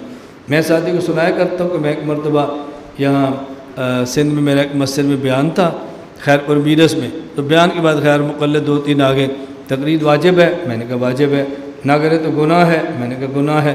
امام ابو حنیفہ کس کے مقلد تھے؟ میں نے کہا کسی کے بھی نہیں، ان کو گناہ نہیں ہوتا تھا، میں نے کہا نہیں، جو جی ہم نہ کرے تو گناہ ہے، وہ نہ کرے تو گناہ نہیں ہے۔ میں نے کہا کلمہ نبی کا پڑھنا ہر شخص پہ فرض ہے؟ کہتا ہے جی ہاں۔ میں نے کہا حضور پاک صلی اللہ علیہ وسلم نے کس کا کلمہ پڑھا؟ کہا جی کسی کا بھی نہیں۔ میں نے کہا کیوں؟ کہتا ہے وہ خود نبی تھے۔ میں نے کہا باجماعت نماز ضروری ہے؟ کہتا ہے ضروری ہے۔ میں نے کہا امام کس کے پیچھے کھڑا ہوتا ہے؟ کسی کے پیچھے نہیں۔ میں نے کہا کیوں؟ کہتا ہے وہ تو خود امام ہے۔ میں نے کہا اسی طرح امام کی تقلید واجب ہے، امام حنیفہ اس لیے نہیں کرتے کہ وہ خود امام ہے۔ پھر مجھے کہتا ہے امام تو بہت ہیں، آپ سارے اماموں کو چھوڑ کر امام حنیفہ کی تقلید کیوں کرتے ہو؟ میں نے کہا یہ مسئلے تو بہت ہے، تو وہ چھوڑ کر یہاں جمعہ کیوں پڑھتا ہے؟ کہتا ہے جی باقی مسئلے چھوٹی ہیں، یہ بڑی ہے۔ میں نے کہا باقی امام چھوٹے ہیں، یہ بڑا ہے۔ پھر مجھے سندھی تھا تو مجھے کہتے ہیں سائیں آپ دلیل نہیں دیتے، مثال دیتے ہیں۔ میں نے کہا مولوی ہو تو دلیل دیتے ہیں، جاہل ہو تو مثال دیتے ہیں۔ تیرا کو مولوی آئے گا تو دلیل دے گے، تجھ سے ہماری مثال نہیں قابو ہو رہی، تو ہماری دلیل قابو کر لے گا۔ کہا چپ ہو گئے۔ یہ میں باتیں ہنستے سے سمجھاتا ہوں، لیکن باتیں مناظرانہ ترتیب پر ہوتی ہیں۔ بس ہماری ترتیب ایسی کہ لڑائی پھٹا نہیں ہوتا، اور پورے ملک نہیں پوری دنیا میں کام ہوتا ہے۔ آپ بھی یہ کام کرنا سیکھو۔ دیکھیں سوال الحادی عشر، 11واں سوال، کیا تمہارے ہاں صوفیاء کے طریقے کے مطابق مشغول ہونا، بیعت کرنا، ذکر کرنا، کیا یہ تمہارے ہاں جائز ہے؟ اور اہل قبور سے فیض حاصل کرنا جائز ہے؟ اولیاء کے سینے سے فیض حاصل کرنا جائز ہے؟ یہ تم بتاؤ تمہارے اس کی حیثیت کیا ہے؟ حضرت فرماتے ہیں ہمارے مستحب یہ ہے، میں اس کا خلاصہ پیش، جب عالم پورا ہو جائے، عقائد پڑھ لے، مسائل پڑھ لے، تفسیر پڑھ لے، حدیث پڑھ لے، تو اس کو چاہیے کسی عالم کے ہاتھ پر بیعت کرے، لیکن بیعت ایسے کرے کہ خود کو شیخ میں فنا کر دے، اپنا ہاتھ کسی کے ہاتھ میں دے کر اپنے وجود کو بھول جائے، اور یہ اذکار بھی کرے، یہ ہمارے ہاں مستحب ہے۔ اگر کسی کو شیخ نہ ملے، کسی ایسی جگہ پہ رہتا ہو، تو کم از کم جو بیعت کرتے ہیں ان کو اچھا اور بہتر سمجھے، اس راستے سے نکلنے کی کوشش نہ کرے۔ یہ ہمارے اکابر کا طریقہ ہے۔ اور آپ یقین فرمائیں ہمارے اکابر علماء میں سے کوئی ایسا بزرگ نہیں جو کسی سے بیعت نہ ہو، اور ہمارے اکابر میں سے کوئی ایسا نہیں جو طریقت کا قائل نہ ہو۔ یہ جو نئی نسل آ رہی ہے نا، بیعت کا بھی انکار ہے، طریقت کا بھی انکار ہے، اور بیعت طریقت کو بدعت کہتے ہیں، یہ دین میں فساد کا سبب بنتے ہیں۔ آگے فرمایا کہ ہمارے ہاں اہل قبور کی قبروں سے استفادہ جائز ہے، لیکن ایسے نہیں کہ جیسے عام لوگ کرتے ہیں، بلکہ ایسے جیسے خواص کیا مشہور ہے۔ عوام اور خواص میں کیا فرق ہے؟ عام آدمی کسی ولی کی قبر پہ جاتا ہے، چومنا شروع کر دیتا ہے، ولی قبر پہ جائے گا چاٹنا شروع کر دے گا، ولی قبر پہ جائے گا وہاں سے مٹی اٹھا لے گا، ولی قبر پہ جائے گا طواف شروع کر دے گا، وہ سمجھتا ہے میں فیض حاصل کر رہا ہوں۔ یہ عوام کا طریقہ ہے، اور ہم ان چیزوں کے قائل نہیں، ہم ان چیزوں کے یوں قائل نہیں ہیں۔ ہاں البتہ ولی کی قبر پر جائے اور خواص جیسے استفادہ کرتے ہیں ویسے کرے۔ خواص کے استفادے کا طریقہ کیا ہوتا ہے؟ ولی کی قبر پہ سلام پڑھے، ولی کے لیے دعا کرے، اور اس کے بعد ایک دعا یہ ہوتی ہے کہ یا اللہ جو آپ نے اپنی رحمت ان کو دی ہے مجھے بھی دے دے، جس طرح آپ نے علوم ان پر احسان فرمائے مجھ پر بھی احسان فرمائے، اے اللہ اس کی برکت سے میں دعائیں مانگتا ہوں، میری دعائیں قبول کر لیں۔ اور وہاں قبر پر کھڑا رہے یا بیٹھا رہے، اور یہ تصور کر لے کہ جو رحمت اس ولی کے قبر پہ ولی کے نیک اعمال کی وجہ سے آتی ہے، میں جب یہاں رہوں گا تو وہ رحمت مجھے بھی مل جائے گی۔ یہ بالکل ایسے ہی ہے کہ جیسے ایک پنکھا آپ چلاتے ہیں اپنے لیے، وہاں 10 بندے اور آ جائیں تو پنکھے کی ہوا ان کو ملتی ہے، حالانکہ پنکھا ان کے لیے چلتا نہیں ہے۔ اس طرح ولی پر رحمت اللہ کی ولی کی وجہ سے اترتی ہے۔ جو 10 بندے وہاں بیٹھ جاتے ہیں اللہ اس کو بھی اس رحمت سے محروم نہیں کیا کرتے۔ جس طرح حدیث پاک میں ہے، میں بہت مختصر باتیں کہہ رہا ہوں، یہ فرشتوں کی ایک جماعت تلاش کرتے ہوئے ایسے مقام پہ پہنچ جا اللہ کے لوگ ذکر کر رہے ہوتے ہیں، اور جب اللہ ان مجلس والوں کے لیے مغفرت کا وعدہ کرتے ہیں تو ملائکہ کہتے ہیں یا اللہ ان میں بعض ایسے تھے جو مستحق کے مغفرت نہیں ہے، کیوں؟ وہ ذکر کے لیے نہیں آئے، کام کے لیے آئے تھے۔ اللہ فرماتے ہیں یہ لوگ اتنے اچھے ہیں کہ لا یشقى جلیسہم، ان کے ساتھ بیٹھنے والے کو بھی محروم میں نہیں کرتا۔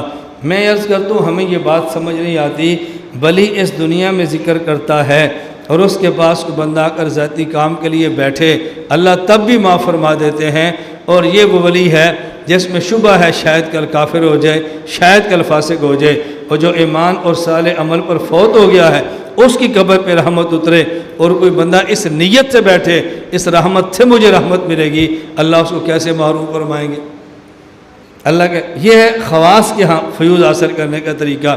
میں نے پہلے عرض کیا ہوتا کیا ہے کہ جو لوگ قبور سے فیض کے منکر ہیں ان کو قبور سے فیض کا معنی نہیں آتا، جو قبور سے فیض کے قائل ہیں معنی ان کو بھی نہیں آتا، وہ اعتراض کرتا رہتا ہے، ہم جواب نہیں دیتے، وہ سمجھ جاتا تو اعتراض ختم ہو جاتے، اور ہم سمجھ جاتے تو جواب دے لیتے۔ 12واں شیخ محمد بن عبد الوہاب کہتے ہیں محمد بن عبد الوہاب کے بارے میں تمہارا کیا خیال ہے؟ یہ مسلمانوں کے مال کو حلال سمجھتا تھا، عزت کو حلال سمجھتا تھا، خون ان کا حلال سمجھتا تھا، اور سب لوگوں کو مشرک کہتا تھا، اور اپنے آپ کو سلفی کہتا تھا، تو کیا یہ جائز ہے اس طرح کرنا؟ حضرت نے فرمایا جو یہاں پہلے دیا ہے کہ ہماری اس کے بارے میں وہی رائے ہے جو علامہ شامی نے خوارج کے بارے میں دی ہے، ہماری وہی رائے ہے۔ پہلے وہ رائے نقل فرمائی ہے جو مثبت نہیں ہے بلکہ منفی رائے ہے کہ مسلمانوں کا خروج اگر کوئی بندہ کسی دلیل کی بنیاد پہ کرتا ہے تو دیکھیں گے دلیل ٹھیک ہے یا غلط ہے، اگر ٹھیک ہے تو گنجائش ہے، اور اگر اس کی دلیل غلط ہے تو پھر وہ کفر کا ارتکاب کرتا ہے، فسق کا کفر کا ارتکاب کرتا ہے تو حرام ہے، اور اگر فسق کرتا ہے تو پھر اس کا اجتہاد غلط تھا یا ٹھیک تھا۔ یہ پوری بحث یہاں پہ فرما رہے ہیں۔ خلاصہ یہ ہے حضرت فرماتے ہیں ہم محمد بن عبد الوہاب کو خارجیوں کی تحریک کی طرح سمجھتے ہیں اور ہم اس کے قائل نہیں۔ یہ حضرت کی رائے اس وقت تھی جب شیخ محمد بن عبد الوہاب کے بارے میں ان کی معلومات پوری نہیں تھی۔ ایک بات اچھی طرح سمجھ لیں، آدمی کسی کے بارے میں اپنی رائے قائم کب کرتا ہے؟ اس کے بارے میں سنتا ہے، نمبر 2، یا اس کو خود پڑھتا ہے۔ اس کے بارے میں سنے تو رائے اور ہوتی ہے، اور اس کو پڑھ لے تو رائے اور ہوتی ہے۔ کبھی اس کے بارے میں سنا ہوتا ہے، کبھی اس کو سن لیتا ہے۔ اس کے بارے میں پڑھے تو رائے اور ہے، اور اس کو پڑھے تو رائے اور ہے۔ اس کے بارے میں سنے تو رائے اور ہے، اس کو سنے تو رائے اور ہے۔ حضرت نے شیخ محمد بن عبد الوہاب کے بارے میں پڑھا تھا، اس کو نہیں پڑھا تھا، اس کے بارے میں سنا تھا، اس کو نہیں سنا تھا، یہ رائے دی۔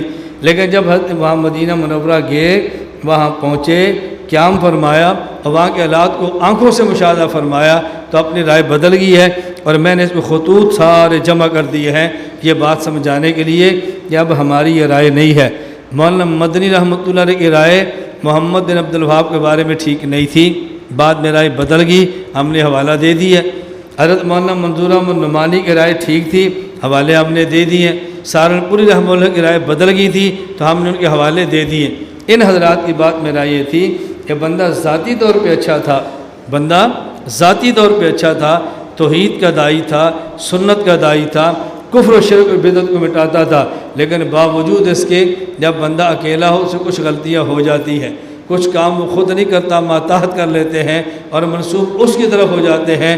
اس کی بھی حالت یہی تھی، اس لیے ہماری پہلی رائے اور تھی اور بعد میں رائے اور تھی، اور میں نے بطور ثبوت کے شروع میں حوالے پیش کر دیے کہ جس طرح امام ابو حنیفہ کے بارے میں معروف ہے، آپ محمد بن باقر امام سے ملاقات کے لیے مدینہ منورہ تشریف لے گئے، آپ نے امام باقر کو سلام کیا تو انہیں اچھی طرح جواب نہیں دیا۔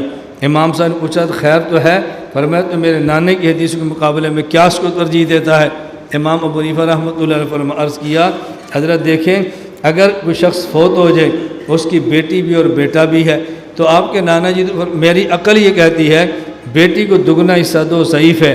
آپ کے نانا جی فرماتے نہیں بیٹے کو دگنا دو، میں نے قیاس چھوڑا ہے آپ کے نانا جی کی وجہ سے۔ بالکل اسی طرح عورت مہینے کے کچھ دنوں میں نماز بھی نہیں پڑھتی، رمضان ہو تو روزہ بھی نہیں رکھتی۔ میں کہتا ہوں قیاس کا تقاضا ہے، یہ نماز کی قضا کرے اہم ہے، روزے کی قضا نہ کرے، بنسبت نماز کے غیر اہم ہے۔ آپ کے نانا جی فرماتے ہیں روزے کی قضا کرے نماز کی نہ کرے۔ میں نے قیاس چھوڑ دیا ہے آپ کے نانا جی کے فرمانے کی وجہ سے۔ ایک طرف پیشاب ہے بول اور ایک طرف منی ہے، آپ بتائیں زیادہ غلیظ کیا ہے؟ فرمایا کہ بول، فرمایا میرا قیاس کہتا ہے کہ بول سے غسل ہو اور منی سے وضو ہو۔ آپ کے نانا جی نے فرمایا کہ بول سے وضو استنجا ہے اور منی سے غسل ہے، تو میں نے قیاس چھوڑا ہے آپ کے نانا جی کی وجہ سے۔ امام باقر اٹھے اور امام حنیفہ کا ماتھا چوم لیا، فرمایا کہ تو ٹھیک کہتا ہے، میں نے غلط سنا تھا، میں نے تیرے بارے میں غلط سنا تو غلط رائے قائم کر لی۔ ثانوی رحمۃ اللہ علیہ کی جب معلومات اس کے بارے میں تبدیل ہوئی ہیں تو آپ نے اپنی رائے بھی تبدیل فرما لی۔ دیکھیں 13واں اور 14 سوال، ما قول فی امثال قولہ تعالی الرحمن علی العرش استوى هل تجوزون اثبات جہت و مکان الباری تعالی ام کیف رأیکم فی؟ تمہارا کیا خیال ہے الرحمن علی العرش استوى اس جیسی آیت کے بارے میں تمہارا کیا ہے، اس کا معنی کیا ہے؟ کیا تم اللہ کے لیے جہت اور مکان کو ثابت کرتے ہو؟ حضرت کا جواب بڑا پیارا ہے، فرمایا ہمارا اعتقاد یہ ہے الرحمن علی العرش استوى اور اس جیسی دیگر آیات یہ متشابہات میں سے ہے، اس کا معنی اللہ کے علاوہ کوئی نہیں جانتا۔ نہ ہم اللہ کے لیے جہت کے قائل ہیں نہ اللہ کے لیے مکان کے قائل ہیں۔ جیسے ید ہے، عین ہے، وجن ہے، نفس ہے، ساقن ہے، اس قسم کی جو چیزیں ہیں ہم ان کو متشابہات سمجھتے ہیں اور اس کا معنی اللہ کے سپرد کرتے ہیں۔ ہاں ہمارے بعض علماء اس میں تعویل کرتے ہیں، اور تعویل بھی کیوں کرتے ہیں؟ تاکہ عام لوگوں کا ایمان بچا لیا جائے اور فتنہ مجسمہ سے ان کی حفاظت ہو جائے۔ وہ دیکھیے کیوں؟ اگر آپ کہتے ہیں جی قرآن کریم میں ہے ید اللہ فوق ایدیہم، مجسمہ کہتے ہیں اللہ کا جسم ہے، دلیل اللہ نے ید بیان کیا اور ہاتھ اسی کا ہوتا ہے جس کا جسم ہو، اللہ کا جسم ہے، دلیل اللہ کی پنڈلی کا ذکر قرآن میں ہے، پنڈلی اس کی ہے جس کا جسم ہو، تو معلوم ہوتا ہے جسم ہے۔ اب دیکھو ایسی دلائل ہیں کہ ظاہر نصوص مجسمہ کا ساتھ دے رہی ہیں۔ اب اگر آپ کہتے ہیں خدا کا ہاتھ نہیں ہے، خدا کی پنڈلی نہیں ہے، خدا کی آنکھ نہیں ہے، تو مجسمہ عوام کو آپ کے خلاف کھڑا کر دیں گے۔ جب قرآن کہتا ہے ید ہے، یہ مولوی کون ہوتا ہے انکار کرے؟ جب قرآن کہتے ہیں آنکھ ہے، وَسْنَ الْفُلْكَ بِأَعْيُنِنَا، دیکھو مولوی کون ہوتا ہے قرآن کا انکار کرے؟ عام آدمی چونکہ اس کو سمجھ نہیں پاتا، اس لیے متاخرین تعویل کر دیتے ہیں کہ ید سے مراد قدرت ہے، ید سے مراد قدرت ہے، عین سے مراد حفاظت ہے، وجہ سے مراد ذات ہے، ساقن سے مراد شدت ہے۔ تو ہمارا اصل موقف تعویل کا نہیں ہے، لیکن تعویل کرتے ہیں ضرورت درجے میں امت کو فتنے سے بچانے کے لیے۔ باقی ہم اللہ تعالیٰ کی ذات کے لیے جہت کے قائل نہیں۔ جو کہتے ہیں نا اللہ عرش پر ہے حقیقتاً، وہ جہت کا قائل ہو رہا ہے۔ جو کہتے ہیں اللہ عرش پر ہے حقیقتاً، وہ مکان کا قائل ہو رہا ہے۔ ہم جہت کے قائل بھی نہیں اور مکان کے بھی قائل ہے نہیں۔ اس کا ذرا ترجمہ سن لیں۔ قولنا فی امثال تلک الآیات انا نؤمن بها ولا یقال کیف، ہم کیفیت کی بات نہیں کرتے۔ ونؤمن باللہ سبحانہ وتعالی متعال ومنزل عن صفات المخلوقین وعن سمات النقص والحدوث کما هو رأی قدمائنا۔ واما ما قال متأخرون من ائمتنا فی تلک الآیات ویؤولونها بتاویلات صحیحہ سائغۃ فی اللغة والشرع بأنه يمكن ان يكون المراد من الاستواء الاستیلاء۔ فرماتے ہیں استواء کا معنی تو اللہ کے علاوہ کوئی نہیں جانتا، لیکن اگر کوئی بندہ دھوکہ دیتا ہے نا، دیکھو جی قرآن کہتا ہے الرحمن علی العرش استوى اور یہ کہتے ہیں اللہ عرش پہ نہیں ہے، یہ قرآن کا انکار کرتے ہیں۔ تو میرے متاخر اس فتنے سے بچانے کے لیے تعویل کیا کرتے ہیں؟ استیلاء سے مراد ہے استیلاء، استیلاء کا معنی ہے غلبہ، اور استعلاء بمعنی استیلاء یہ لغت عرب میں استعمال ہوا ہے، لغت عرب میں استعمال ہوا۔ خود امام بخاری سے بخاری فرماتے ہیں الرحمن استوى ای علا علی العرش، اور علا کا معنی غلبہ ہے۔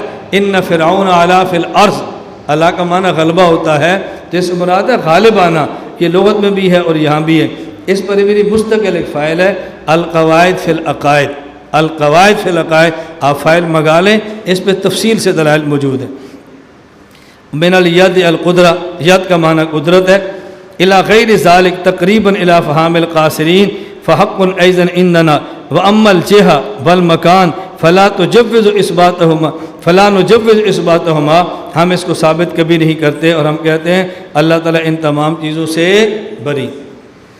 میں اس لیے کہتا ہوں کہ بس اوقات جب ہم کہتے ہیں نا ہمارے متاخرین ید کا معنی قدرت کرتے ہیں، بعض لوگ کہتے ہیں یہ امام ابو حنیفہ کے فقہ کے امام صاحب کے خلاف ہے۔ امام صاحب فرماتے ہیں ولا یقال ان یدہ قدرت و نعمت ہو، یہ نہ کہا کرو، کیوں؟ اس لیے کہ وہ قول قدر والاعتزال، یہ قدریہ اور معتزلہ کا مذہب ہے، ید کا معنی قدرت کرنا۔ تو جو متأخر ید کا معنی قدرت کیا ہے یہ معتزلہ والا مذہب ہے، ہم نہیں کرتے۔ یہ سوال کا جواب سمجھیں، معتزلہ ید کا معنی قدرت درجہ یقین میں کرتے ہیں اور متأخر اہل سنت ید کا معنی قدرت درجہ ظن میں کرتے ہیں۔ ان کا معنی یقین والا ہے، ان کا معنی ظن والا ہے۔ اور ابن حمام نے المسائرہ میں لکھا ہے کہ یہ نہ کہنا کہ ہم اس کا یقین کرتے ہیں، یمکن ان یراد بہ ولا یجزم، یجزم کا معنی اور ہوتا ہے، یراد کا معنی اور ہوتا ہے۔ اب پوری بات ذہن میں رکھیے تو کبھی بھی آپ کو اعتراض نہیں ہوگا، ورنہ بلا وجہ متاخرین کو امام سے خلاف ثابت کرنے کی کوشش کرتے ہیں۔ دیکھیں السؤال الخامس عشر، 15واں سوال، کیا تمہارا عقیدہ ہے کہ حضور سے بہتر کوئی بندہ ہے صلی اللہ علیہ وسلم؟ جواب، فرمایا ہمارا اعتقاد ہے حضور کائنات میں سب سے اعلیٰ ہے۔ حضور سے بہتر ہونا تو دور کی بات ہے، ہم حضور کے برابر یہ بھی دور کی بات ہے، ہم حضور کے مرتبے کے قریب بھی کسی کا مرتبہ نہیں سمجھتے، اور جس کا یہ عقیدہ ہو ہم اس کو اسلام سے خارج سمجھتے۔ 16واں سوال، کیا اتجوزون وجود نبی بعد نبی علیہ الصلوۃ والسلام ہو خاتم کیا تمہارا عقیدہ ہے کہ حضور کے بعد کوئی اور نبی آ سکتا ہے؟ جبکہ امت کا اجماعی عقیدہ حضور آخری نبی ہیں اور آپ کے بعد نبوت کا قائل ہونا کفر ہے۔ جواب، فرمایا ہمارے مشائخ کا اعتقاد ہے کہ رسول صلی اللہ علیہ وسلم آخری نبی ہیں، بلاکر رسول اللہ و خاتم النبیین، اور آپ کے بعد یہ عقیدہ رکھنا کوئی نبی آ سکتا ہے یہ بہت بڑا کفر ہے، ہم اس کے قائل نہیں ہیں۔ اب ذرا بات سمجھنا، یہ بات ہمیں سمجھنا، اصل میں یہ جواب کس کا دیا جا رہا ہے کہ غلام احمد رضا خان نے تحذیر الناس کا حوالہ دیا کہ مولانا قاسم نانوتوی ختم، مجھے دیکھو، آپ اس کو نہ دیکھو، اس نے اپنا کام کرنا ہے، ہم نے اپنا کام کرنا ہے، اپنا کام چھوڑ کے دوسرے کام میں دخل دے تو پھر لڑائیاں ہوتی ہیں۔ میری مسئلے کے دیوبند کے کسی فرد سے کوئی لڑائی نہیں، کیوں؟ میں اپنے کام سے کام رکھتا ہوں، دوسرے کام میں دخل نہیں دیتا۔ بھائی وہ ان سے پوچھ لو، کوئی تبلیغ پر اعتراض کرے میں کہتے ہیں رائے بڑے والے سے پوچھ لو، بس۔ کوئی وفاق پر اعتراض کرے ہم کہتے ہیں وفاق سے پوچھ لو، کوئی جمعیت پہ اعتراض کرے کہتے ہیں جمعیت سے پوچھ لو، ہم سے کیوں پوچھتے ہو؟ جو ہمارا کام ہے ہم پر اعتراض کرو، ہم سے پوچھو، یہ آسان بات ہے یا نہیں؟ بس اس سے پہ لڑائی جھگڑا، اپنے کام سے کام رکھو۔ میں صرف سمجھا، توجہ رکھنا ذرا۔ وہ کہتے ہیں کہ مولانا قاسم رحمۃ اللہ فرماتے ہیں ما کان محمد ابا احد من رجالکم ولکن رسول اللہ و خاتم النبیین۔ یہ آیت اللہ پاک نے اپنے پیغمبر کی مدح اور تعریف میں نازل فرمائی ہے۔ اس میں ہے خاتم النبیین، یعنی حضور خاتم النبیین ہے۔ اب خاتم النبیین کا آپ معنی کرتے ہیں کہ حضور آخری نبی ہیں، اس کا معنی آخری کریں گے تو یہ حضور کی مدح نہیں ہے۔ کیوں؟ تقدم تأخر بالذات یہ وجہ فضیلت نہیں ہے۔ کسی بندے کا شروع میں آنا، کسی کا آخر میں آنا، یہ کوئی فضیلت کی دلیل نہیں ہے۔ خلفائے راشدین میں پہلے خلیفہ ابو بکر صدیق ہیں اور آخری حضرت علی المرتضیٰ ہیں، لیکن افضل پہلے ہیں یا آخری ہیں؟ بولو، پہلے ہیں، کوئی شک ہے تمہیں اس میں؟ آپ نماز پڑھتے ہیں، ایک صف اول ہے صف آخر ہے، افضل صف اول ہے یا آخر ہے؟ تو آخری ہونا وجہ فضیلت کیسے؟ اس لیے آپ نے فرمایا کہ حضور کا خاتم النبیین تو ہیں، لیکن خاتم النبیین کا معنی کرنا کہ آخری ہیں، فرمایا یہ ٹھیک نہیں ہے۔ بلکہ میں یہ کہتا ہوں، آپ نے چٹ نہیں پڑھنی، ادھر رکھ دیں، یہ میں منع اس لیے کرتا ہوں، آپ نے ناراض نہیں ہونا، چٹ ہوتی میری، یہ پڑھتے آپ ہیں، جواب میں نے دینا تو آپ کیوں پڑھتے ہیں؟ چھوڑ دیں، اپنا کام کریں۔ میں ڈانٹتا نہیں ہوں، سمجھاتا ہوں، چٹ میرے لیے آئی ہے نا، تو کس کو پڑھنی چاہیے؟ مجھے ایک وہ پڑھتا ہے، پڑھتے جاتے دیتے جاتے، میں بیان کرتے ہوئے 5 بندے چٹے پڑھتے رہتے ہیں، مسئلہ ان کو سمجھ نہیں آتا۔ آپ چٹ چھوڑ دو، پہلے تو چٹے بند رکھو، مسئلے سمجھ لو اچھی طرح۔ حضرت فرماتے ہیں خاتمیت ایک جنس ہے، اس کی ایک نوع خاتمیت زمانیہ ہے اور ایک خاتمیت ذاتیہ ہے۔ توجہ رکھنا، خاتمیت زمانیہ کا معنی کہ آپ سب سے آخری نبی ہیں، میں اس کو مانتا ہوں، اور حضور کے بعد اگر کوئی کسی نبی کے آنے کا قائل ہو تو میں کافر سمجھتا ہوں۔ تو خاتمیت زمانیہ کا انکار کیا یا قائل ہوئے ہیں؟ بولو نا، انکار کر رہے ہیں نا۔ فرمایا دوسرا اس کی نوع ہے خاتمیت ذاتیہ۔ خاتمیت ذاتیہ کا معنی کیا ہے؟ دنیا میں کچھ چیزیں ذاتی ہیں، کچھ عرضی ہیں، کچھ ما بذات ہیں، کچھ ما بالعرض ہیں۔ جو چیز جس کو بلا واسطہ ملے اسے کہتے ہیں یہ چیز اس کی ذاتی ہے، اور جو چیز کسی کو بال واسطہ ملے یہ کہتے ہیں یہ چیز اس کی عرضی ہے، یہ چیز اس کی ما بذات اور ما بالعرض ہے۔ سورج روشن ہے تو زمین بھی روشن ہے، جب سورج روشن نہیں ہوتا تو زمین روشن ہے۔ اب سورج کی روشنی ذاتی ہے یا عرضی ہے؟ بولو، ذاتی، اور زمین کی عرضی۔ ان میں فرق کیا ہے؟ جو چیز ما بذات ہوتی ہے وہ ذات سے شروع ہوتی ہے، ذات پہ ختم ہوتی ہے، ذات پہ شروع ہوتی ہے، ذات پہ ختم ہوتی ہے۔ میں یوں ٹارچ جلاتا ہوں تو لائٹ نکلتی ہے اور سامنے دیوار پہ لگتی ہے، جب لائٹ بند کرتا ہوں تو روشنی کدھر جاتی ہے؟ واپس آ جاتی ہے۔ تو جہاں سے نکلتی ہے وہاں آتی ہے۔ سورج کی روشنی بذات ہے، لہذا یہ سورج سے شروع ہوگی اور سورج پر ختم ہو جائے گی۔ ہمارے پیغمبر کی نبوت بذات ہے، باقی انبیاء کی نبوت بالعرض ہے۔ اس کا معنی نبوت ہمارے نبی سے شروع ہوئی ہے اور ہمارے نبی پر ختم ہو گئی۔ یہ ہے خاتمیت ذاتیہ، یعنی جن سے شروع ہے انہی پر ختم ہے، اسے کہتے ہیں خاتمیت ذاتیہ۔ دنیا میں جس کو بھی نبوت ملی ہے ہمارے حضور کی وجہ سے ملی۔ اب حضور سے پہلے کو نبی آ جائیں، حضور تب بھی خاتم النبیین ہے، خاتمیت ذاتیہ، اور اگر بعد میں کو نبی آ جائیں آپ تب بھی خاتم النبیین، یعنی خاتمیت، بولو، حضور کے بعد کو نبی آئے تو خاتمیت زمانیہ میں فرق پڑتا ہے نا، خاتمیت ذاتیہ پر تو فرق نہیں پڑتا۔ تو حضرت فرماتے ہیں کہ خاتم النبیین یہ خاتمیت جنس ہے، اس کی ایک نوع خاتمیت زمانیہ ہے اور ایک نوع خاتمیت ذاتیہ ہے۔ حضور کو خاتمیت زمانیہ بھی ملی ہے، آپ کے بعد کوئی نیا نبی نہیں آئے گا، جس کا عقیدہ آئے گا وہ کافر ہے، اور حضور کو خاتمیت ذاتیہ بھی ملی ہے، لہٰذا اگر آپ کے بعد کوئی نبی آ بھی جائے تو خاتمیت ذاتیہ میں پھر بھی فرق نہیں پڑتا۔ یہ بات سمجھ آ گئی؟ اور یہ سمجھ آ گئی نا؟ اب ذرا سوال سنو جو اہل بدعت سوال کرتے ہیں۔ سوال کیا ہے؟ مولانا قاسم نانوتوی فرماتے ہیں تحذیر الناس میں حضور پاک خاتم النبیین ہیں، اگر آپ کے بعد کوئی نبی آ جائے تو آپ کی ختم نبوت میں پھر بھی فرق نہیں پڑتا۔ توجہ رکھنا ذرا، حضور بولو، یہ میں رک اس لیے گیا ہوں کہ سوال بڑا مضبوط ہے۔ یہ حضور خاتم النبیین ہیں، اگر آپ کے بعد کوئی نبی آ بھی جائے ختم نبوت میں پھر بھی فرق۔ یہ خاتم النبیین کون سی؟ ذاتی۔ توجہ، اب بدعتی اعتراض کیا کرتے ہیں؟ کہتے ہیں جی مولانا قاسم نانوتوی نے ختم نبوت کا دروازہ کھول دیا ہے، اگر کوئی نبی آ بھی جائے تو ختم نبوت فرق پھر بھی نہیں۔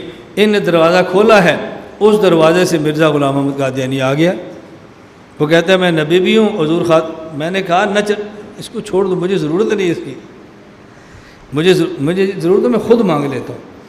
توجہ رکھنا ذرا، وہ کہتے ہیں کہ ان نے دروازہ کھولا ہے، مرزا دروازے سے نکل آیا، یہ نہ کھولتے نہ وہ نبی بنتا۔ اس لیے آپ کو ایک بات پہ تعجب ہوگا، دیوبند والے ختم نبوت کانفرنس کرائیں تو سب کو بلاتے ہیں، بدعتی کانفرنس کرائے تو دیوبندیوں کو نہیں بلاتا۔ کبھی بلایا؟ کیوں نہیں بلاتے؟ وہ سمجھتے ہیں کہ یہ ختم نبوت کے منکر ہیں، ان کو ہم کیوں بلائیں؟ اب ان کے اعتراض کی بنیاد کیا ہے؟ اعتراض بڑا وزنی ہے۔ وہ کہتے ہیں کہ مولانا قاسم نانوتوی فرماتے ہیں حضور خاتم النبیین ہیں، اگر آپ کے بعد کوئی نبی آ بھی جائے تو ختم نبوت میں فرق نہیں پڑتا۔ یہ قضیہ شرطیہ ہے، فرضیہ ہے، لو داخل ہے۔ لو کان فیہما آلہۃ الا اللہ لفسدتا لو کنت عالم الغیب لاستکثرت من الخیر وما مسنی السوء۔ لو عربی زبان میں آتا ہے انتفاع ثانی کے لیے بوجہ انتفاع اول کے۔ اگر زمین و آسمان میں کوئی اور خدا ہوتا تو فساد بھی آ جاتا، فساد نہیں آیا، کیوں؟ تو لو نے نفی ثانی کی ہے نا، کیوں؟ اول کی نفی ہے۔ اب بات سمجھ آ رہی؟ اب اس کا مطلب کیا ہوگا؟ حضور خاتم النبیین ہیں اور آپ کے بعد کوئی نبی نہیں آئے گا، لیکن آ بھی جائے تو ختم میں فرق نہیں پڑتا۔ کوئی آئے گا، جب نہیں آئے گا تو پھر فرق پڑے گا۔ لو دیکھیں نا، لو کا استعمال دیکھیں۔ حضور خاتم النبیین ہیں، آپ کے بعد کوئی نیا نبی نہیں آئے گا، اگر کوئی نبی آ بھی جائے تو ختم میں فرق نہیں پڑتا۔ کوئی آئے گا، جب نہیں آئے گا تو پھر فرق پڑے گا نا۔ تم نے نحو نہیں پڑھی؟ لو کیوں آتا ہے؟ انتفاع بوجہ انتفاع۔ حضور خاتم النبیین ہیں، اگر آپ کے بعد کوئی نبی آ جائے، یہ اول ہے۔ ختم نبوت فرق نہیں پڑتا، یہ ثانی ہے۔ اب فرق نہیں پڑتا، اس کی نفی کیا ہے؟ بولو، فرق پڑتا ہے۔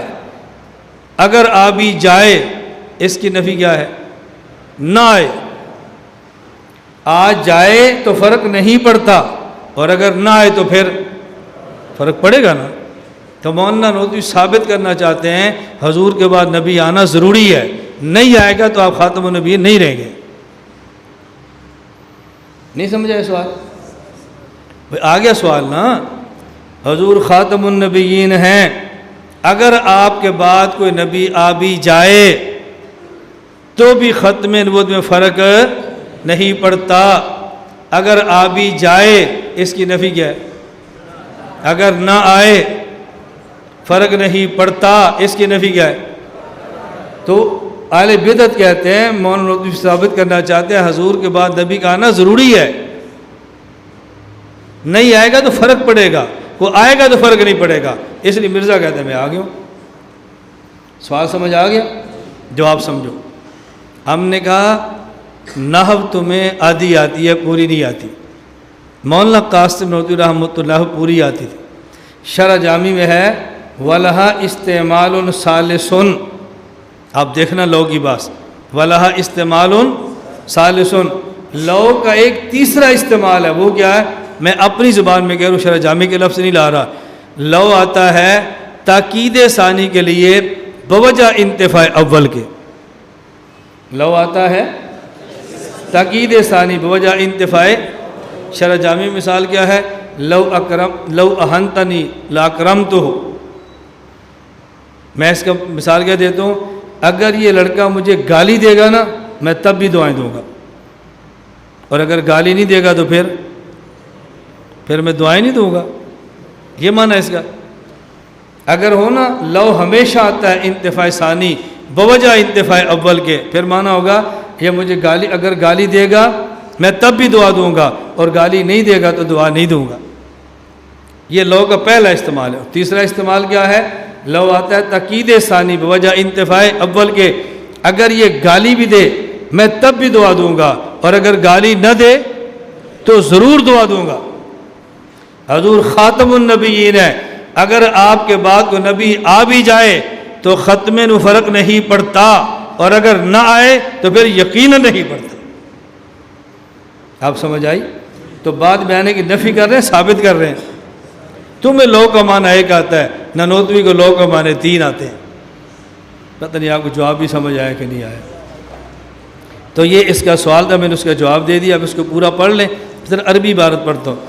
ان الخاتمیۃ جنس تحتہ نوعان احدہما خاتمیۃ زمانیہ وهو ان یکون زمان نبوتہ متأخرا من زمان نبوت جمیع الانبیاء ويكون خاتما لنبوة بالزمان والثاني خاتمية ذاتية وأن يكون نفس نبوته صلى الله عليه وسلم ختمت بها وانتهت إليها نبوة جميع الأنبياء وكما أنه صلى الله عليه وسلم خاتم النبيين بالزمان كذلك هو خاتم النبيين بالذات فإن كل ما بالأرض يختم على ما بالذات وينتهي إليه ولا تتعداه ولما كان نبوة بالذات ونبوة سائر الأنبياء بالأرض لأن نبوة عليه السلام بواسطة نبوته وهو الفرد الأكمل الأوحد الأبجد قطب دائر النبوة والرسالة وواسطة عقدها فهو خاتم النبيين ذاتا وزمانا وليس خاتميته منحصرة في الخاتمية الزمانية فإنه ليس كبيرة فضل ولا زيادة رفعه أن يكون زمانه صلى الله عليه وسلم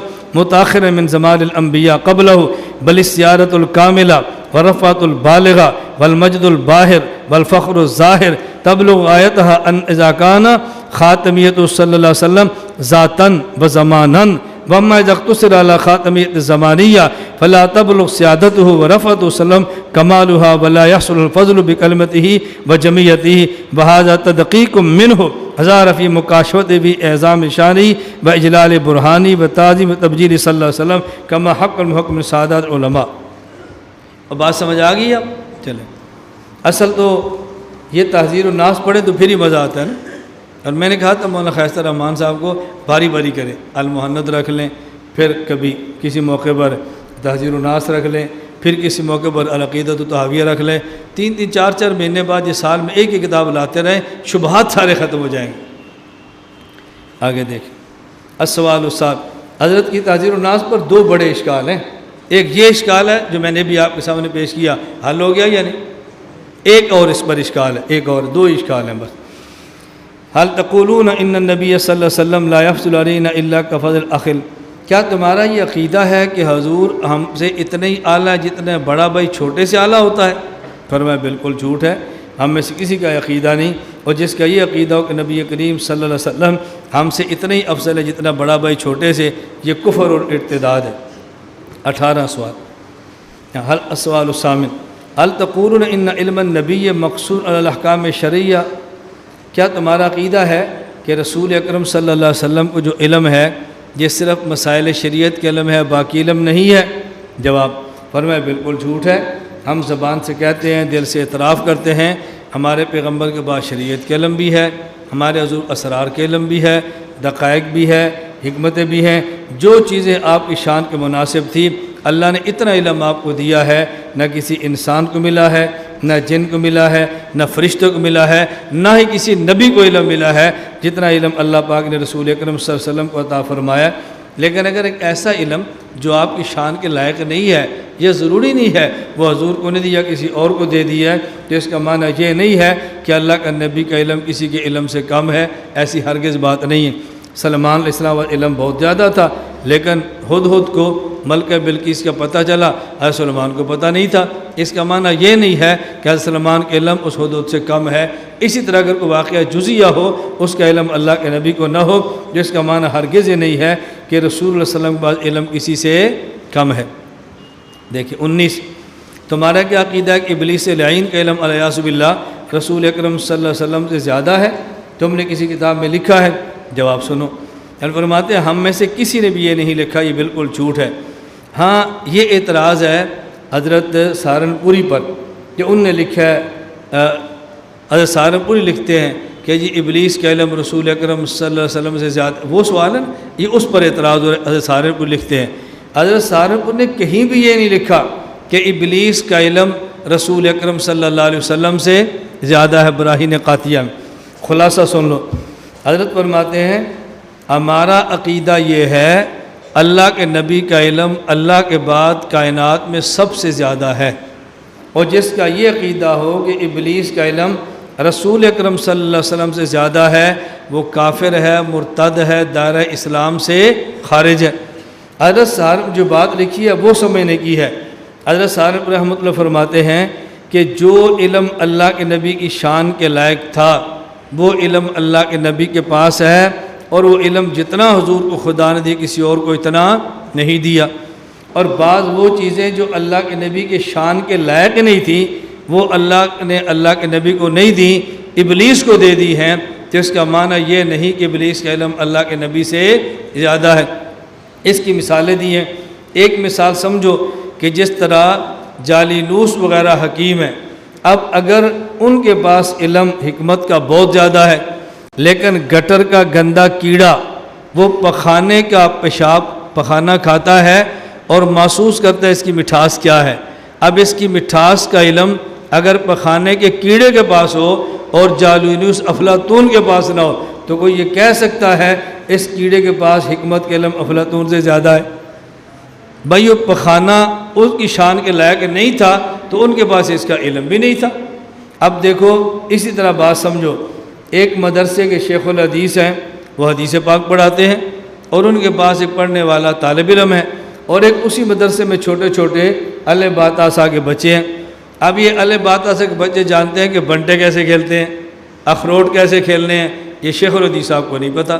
اب کوئی بندہ کہہ سکتا ہے کہ شیخ الحدیث سے زیادہ اس بچے کے پاس علم ہے کہ اس کو پتہ ہے فلاں کھیل کیسے کھیلنی ہے۔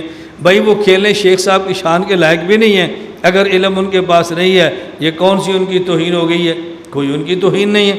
بالکل اسی طرح کسی کو زنا پہ تیار کیسے کرنا ہے، کسی کو شراب پر تیار کیسے کرنا ہے، خاوند بیوی کو لڑانا کیسے ہے، یہ ابلیس کی مناسب تھا، یہ علم اسی کے پاس ہے، یہ حضور کی شان کے لائق نہیں ہے، اللہ کے نبی خدا نے علم دیا بھی نہیں ہے۔ اللہ کے نبی کے پاس یہ تو علم ہوگا زنا سے توبہ کیسے کرانی ہے، باقی زنا پر تیار کیسے کرنا ہے۔ تو جو اللہ کے نبی کی شان کے لائق علوم تھے وہ اللہ کے نبی کو خدا نے دیے ہیں، اور جو آپ کی شان کے لائق نہیں تھا اگر وہ ابلیس کو دے دیا ہے، اس کا معنی ہرگز یہ نہیں ہے کہ ابلیس کا علم اللہ کے نبی صلی اللہ علیہ وسلم سے زیادہ ہے۔ دیکھو 20واں سوال، کیا تمہارا عقیدہ ہے کہ اللہ کے نبی کا علم یہ زید، بکر اور ان جانوروں کے علم کے برابر ہے؟ کیا حفظ الایمان تمہاری کتاب ہے؟ تم نے یہ بات لکھی ہے کہ نبی پاک کا علم زید، عمر، بکر کے برابر ہے، جانوروں کے برابر ہے، حتیٰ کسی بیوقوف کے برابر، الیاذ باللہ۔ حکیم الامت حضرت تھانوی رحمۃ اللہ علیہ نے حفظ الایمان کتاب لکھی ہے اور ان میں 3 مسائل لکھے ہیں۔ نمبر 1 مسئلہ، قبور کو سجدہ تعظیمیہ کرنا جائز نہیں بلکہ حرام ہے۔ نمبر 2 مسئلہ، قبور کا طواف کرنا جائز نہیں بلکہ حرام ہے۔ تیسرا مسئلہ بیان کیا، اللہ کے نبی کے لیے عالم الغیب کا لفظ استعمال کرنا یہ حضور کی شان کے لائق نہیں۔ اصل یہ 3 مسئلے بیان فرمائیں۔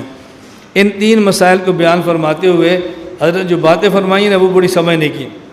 حضرت فرماتے ہیں رسول اللہ صلی اللہ علیہ وسلم پر عالم الغیب کا لفظ بولنا یہ موہ میں شرک ہے۔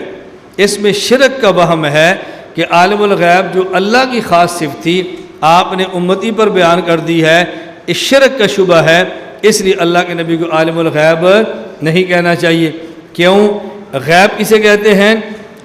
شریعت میں غیب کہتے ہیں ما لم یقم علیہ دلیل، جس پر کوئی دلیل موجود نہ ہو، ولا الی درکہ وسیلۃ الی سبیل، ولا الی درکہ وسیلۃ ولا سبیل، اور اس تک پہنچنے کا آپ کے پاس کوئی ذریعہ بھی نہ ہو، غیب اسے کہتے ہیں۔ جب کسی چیز کا علم ہمارے پاس آ گیا اب وہ غیب رہتا ہی نہیں، وہ تو موجود ہو گیا نا، نظر آ گیا، پوشیدہ تو نہ رہا۔ تو شریعت میں غیب کسے کہتے ہیں کہ جس پر کوئی دلیل بھی نہ ہو اور اس کا پہنچنے کا کوئی ہمارے پاس ذریعہ بھی نہ ہو، جب معلوم ہو گیا تو غیب ہونا ختم ہو گیا۔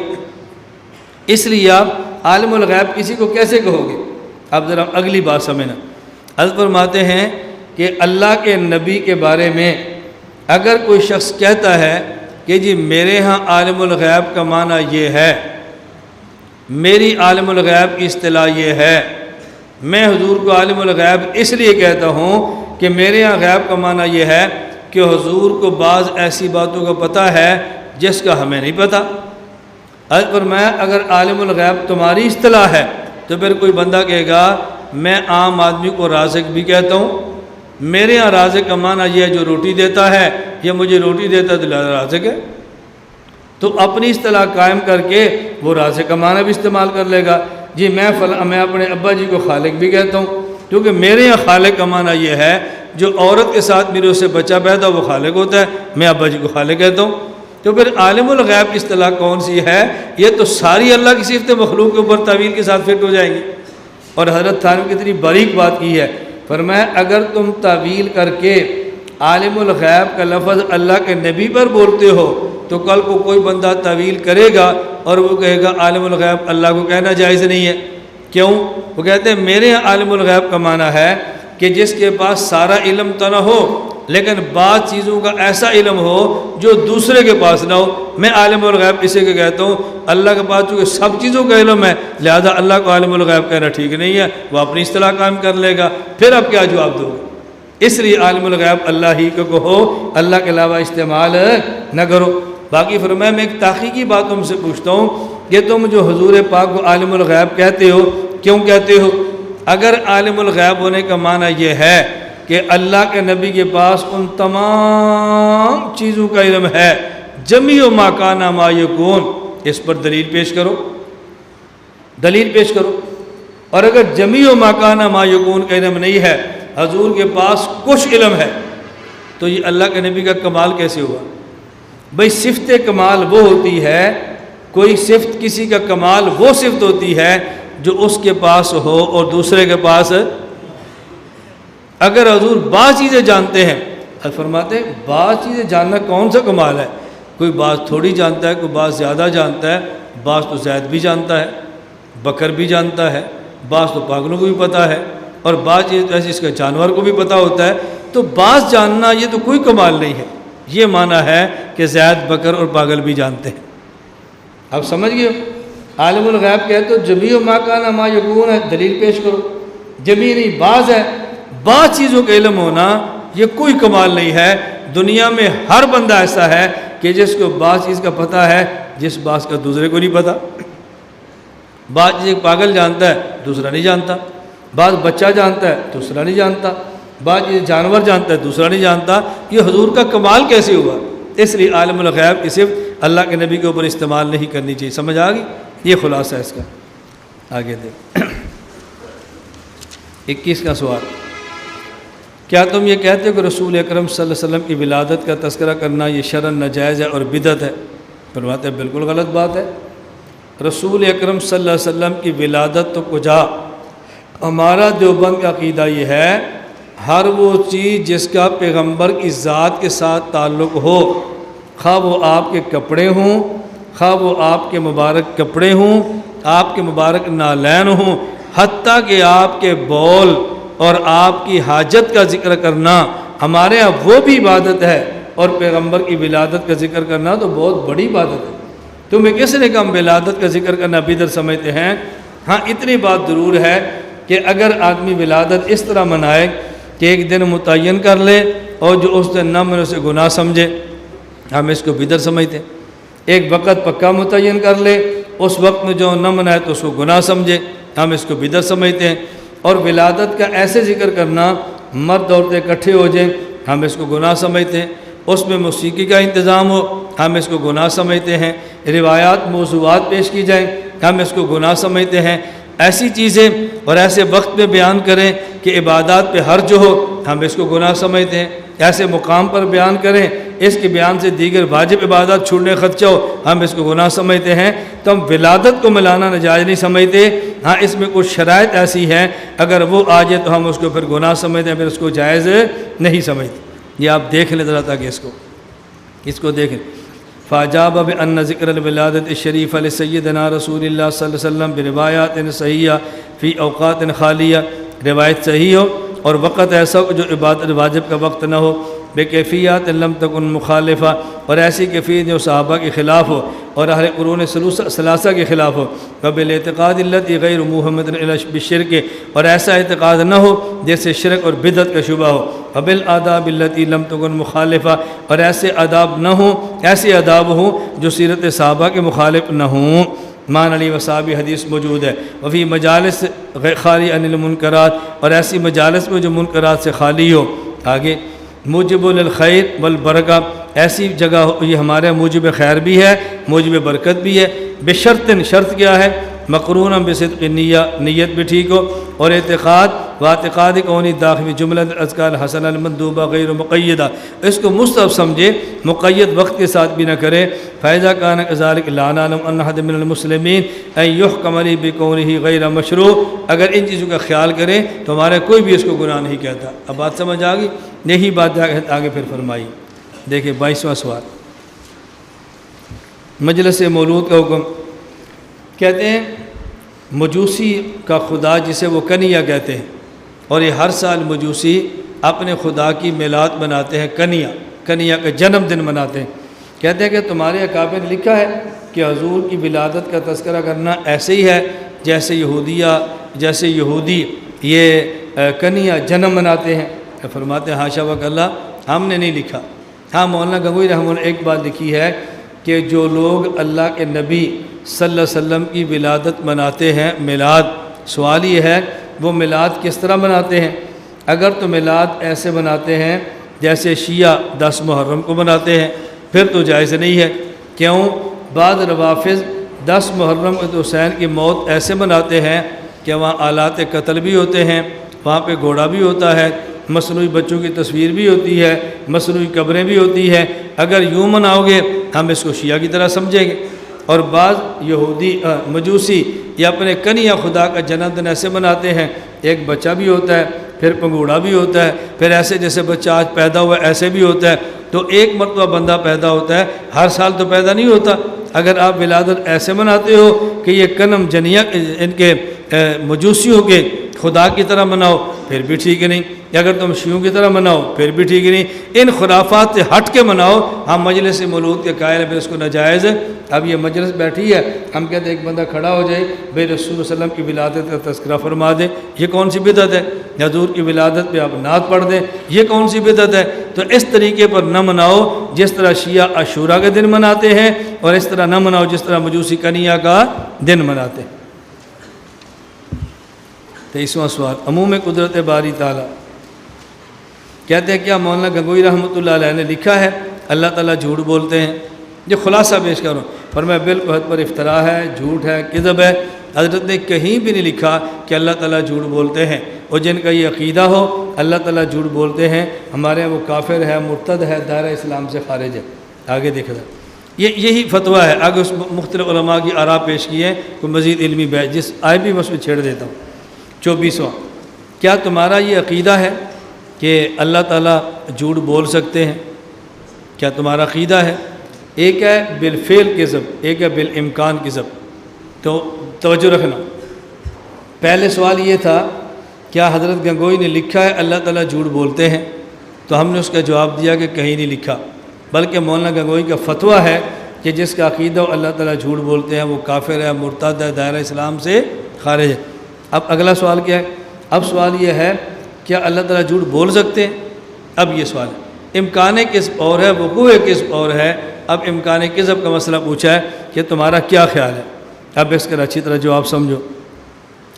حضرت فرماتے ہیں اصل میں بات اور تھی، اور ان مبتدئین نے بات کا عنوان بدل دیا ہے۔ پہلے میں 2 مثالیں دے تو یہ بات آپ کو پھر سمجھ آئی۔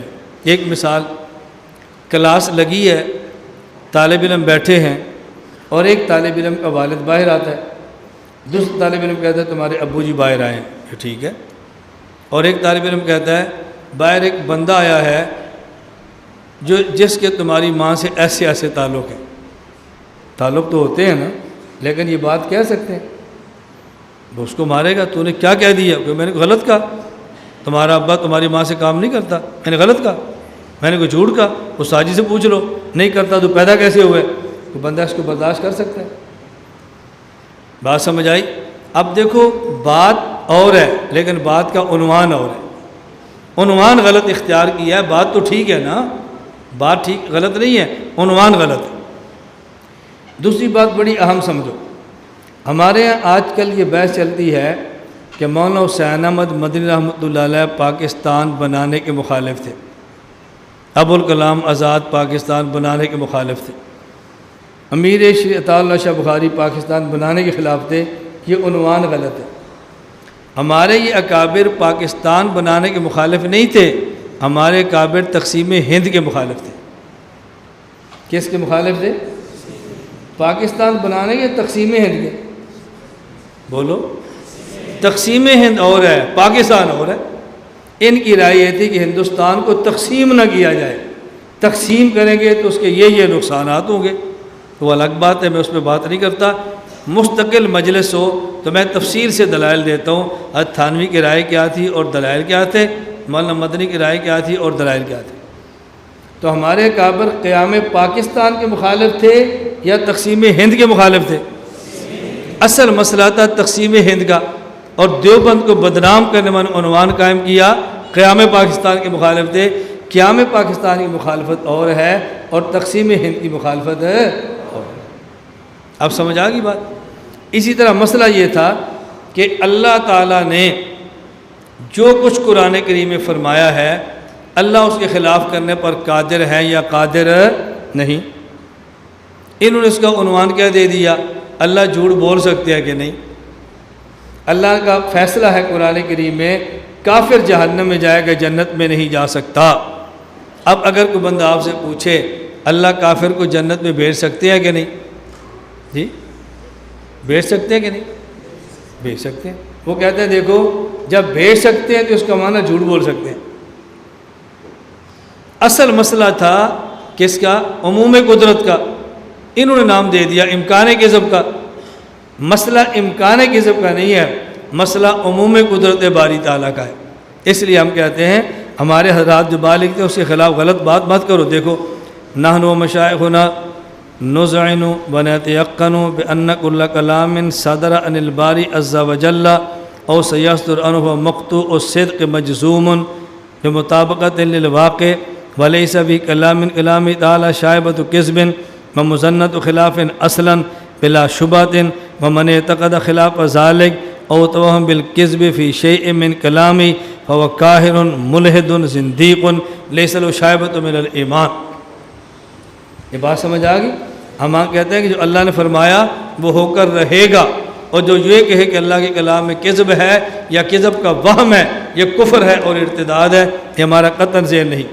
آگے دیکھو 25واں، هل نسبتم فی تالیفکم الی بعض الاشاعرۃ القول بامکان الکذب۔ اب وہی بات دوبارہ آ گئی، وعلی تقدیرها فما المراد بذلك بل عندكم نص علی هذا المذهب من المعتمدین۔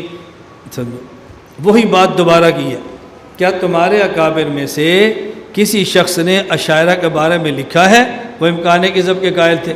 ہم کہتے ہیں نا، ہمارے اکابر یہ نہیں کہتے کہ وہ امکان کذب کے قائل ہیں، ہمارے اکابر کہتے ہیں کہ اشاعرہ عموم قدرت باری تعالیٰ کے قائل ہیں۔ اب دو چیز سمجھنا، ایک ہوتی ہے عموم قدرت اور ایک ہوتی ہے تنزیہ قدرت۔ ہم عموم قدرت بھی مانتے ہیں اور ساتھ تنزیہ باری بھی مانتے ہیں۔ عموم قدرت کا معنی الگ ہے، تنزیہ باری کا معنی الگ ہے۔ عموم قدرت کا معنی کہ جو اللہ نے قرآن کریم میں فرمایا اس کے خلاف کرنے پر قادر ہیں، تنزیہ باری کا معنی لیکن اس کے خلاف کبھی بھی کریں گے نہیں۔ عموم قدرت الگ ہوتی ہے، تنزیہ باری الگ ہوتی ہے۔ یہ 25ویں جواب کا میں آپ کی خدمت میں پورا خلاصہ پیش کر رہا ہوں، اور یہ بات دیر میں رکھ لیں کہ اللہ کی جو قدرت ہے نا، قدرت کا تعلق ممکنات کے ساتھ ہوتا ہے، قدرت کا تعلق واجبات اور محالات کے ساتھ نہیں ہوتا۔ قدرت کا تعلق واجبات محالات کے ساتھ کیوں نہیں ہوتا؟ اس کی وجہ سمجھ لیں، واجب وہ ہے کہ جس نے ضرور ہونا ہے، اور محال ہوا کہ جس نے بالکل نہیں ہونا، اور یہ واجب جس کو ضرور ہونا ہے یہ فیصلہ بھی اللہ کا ہے، اور محال اس نے نہیں ہونا یہ بھی فیصلہ اللہ کا ہے۔ تو جس نے ہونا ہے اس کے ہونے کے چانس، تو پھر واجب کیسے رہا؟ اور جس نے نہیں ہونا اس کے ہونے کا امکان، تو محال کیسے رہا؟ واجب نے واجب تب رہنا ہے جب قدرت کا تعلق واجب سے نہ مانے، محال نے محال تب رہنا ہے جب قدرت کا تعلق محالات سے نہ مانے۔ اسے ہم کہتے ہیں قدرت کا تعلق واجبات اور محالات کے ساتھ نہیں ہوتا، بلکہ قدرت کا تعلق ممکنات کے ساتھ ہوتا ہے۔ 26واں سوال، کہتے ہیں تمہارا مرزا قادیانی جس نے مسیحیت کا، نبوت کا دعویٰ کیا، کیا خیال ہے؟ بعض لوگ کہتے ہیں کہ تم اس کو بڑا اچھا آدمی سمجھتے ہو، تم اس کو کافر نہیں سمجھتے۔ جواب کا خلاصہ حضرت فرماتے ہیں، دیکھو مرزا غلام احمد قادیانی نے شروع میں جب کام شروع کیا اسلام کی حمایت کرتا، دین کی موافقت کرتا اور ہندوؤں کی مخالفت کرتا تھا۔ جب یہ کارگزاری ہمارے اکابر تک پہنچی تو ہمارے اکابر نے کہا بہت اچھا آدمی ہے، لیکن جب اسے مسیحیت کا دعویٰ کیا اور ختم نبوت کا انکار کیا تو ہمارے کافر اور مرتد کہہ دیا تھا، ہمارے اکابر اس کے اسلام کے قائل نہیں تھے۔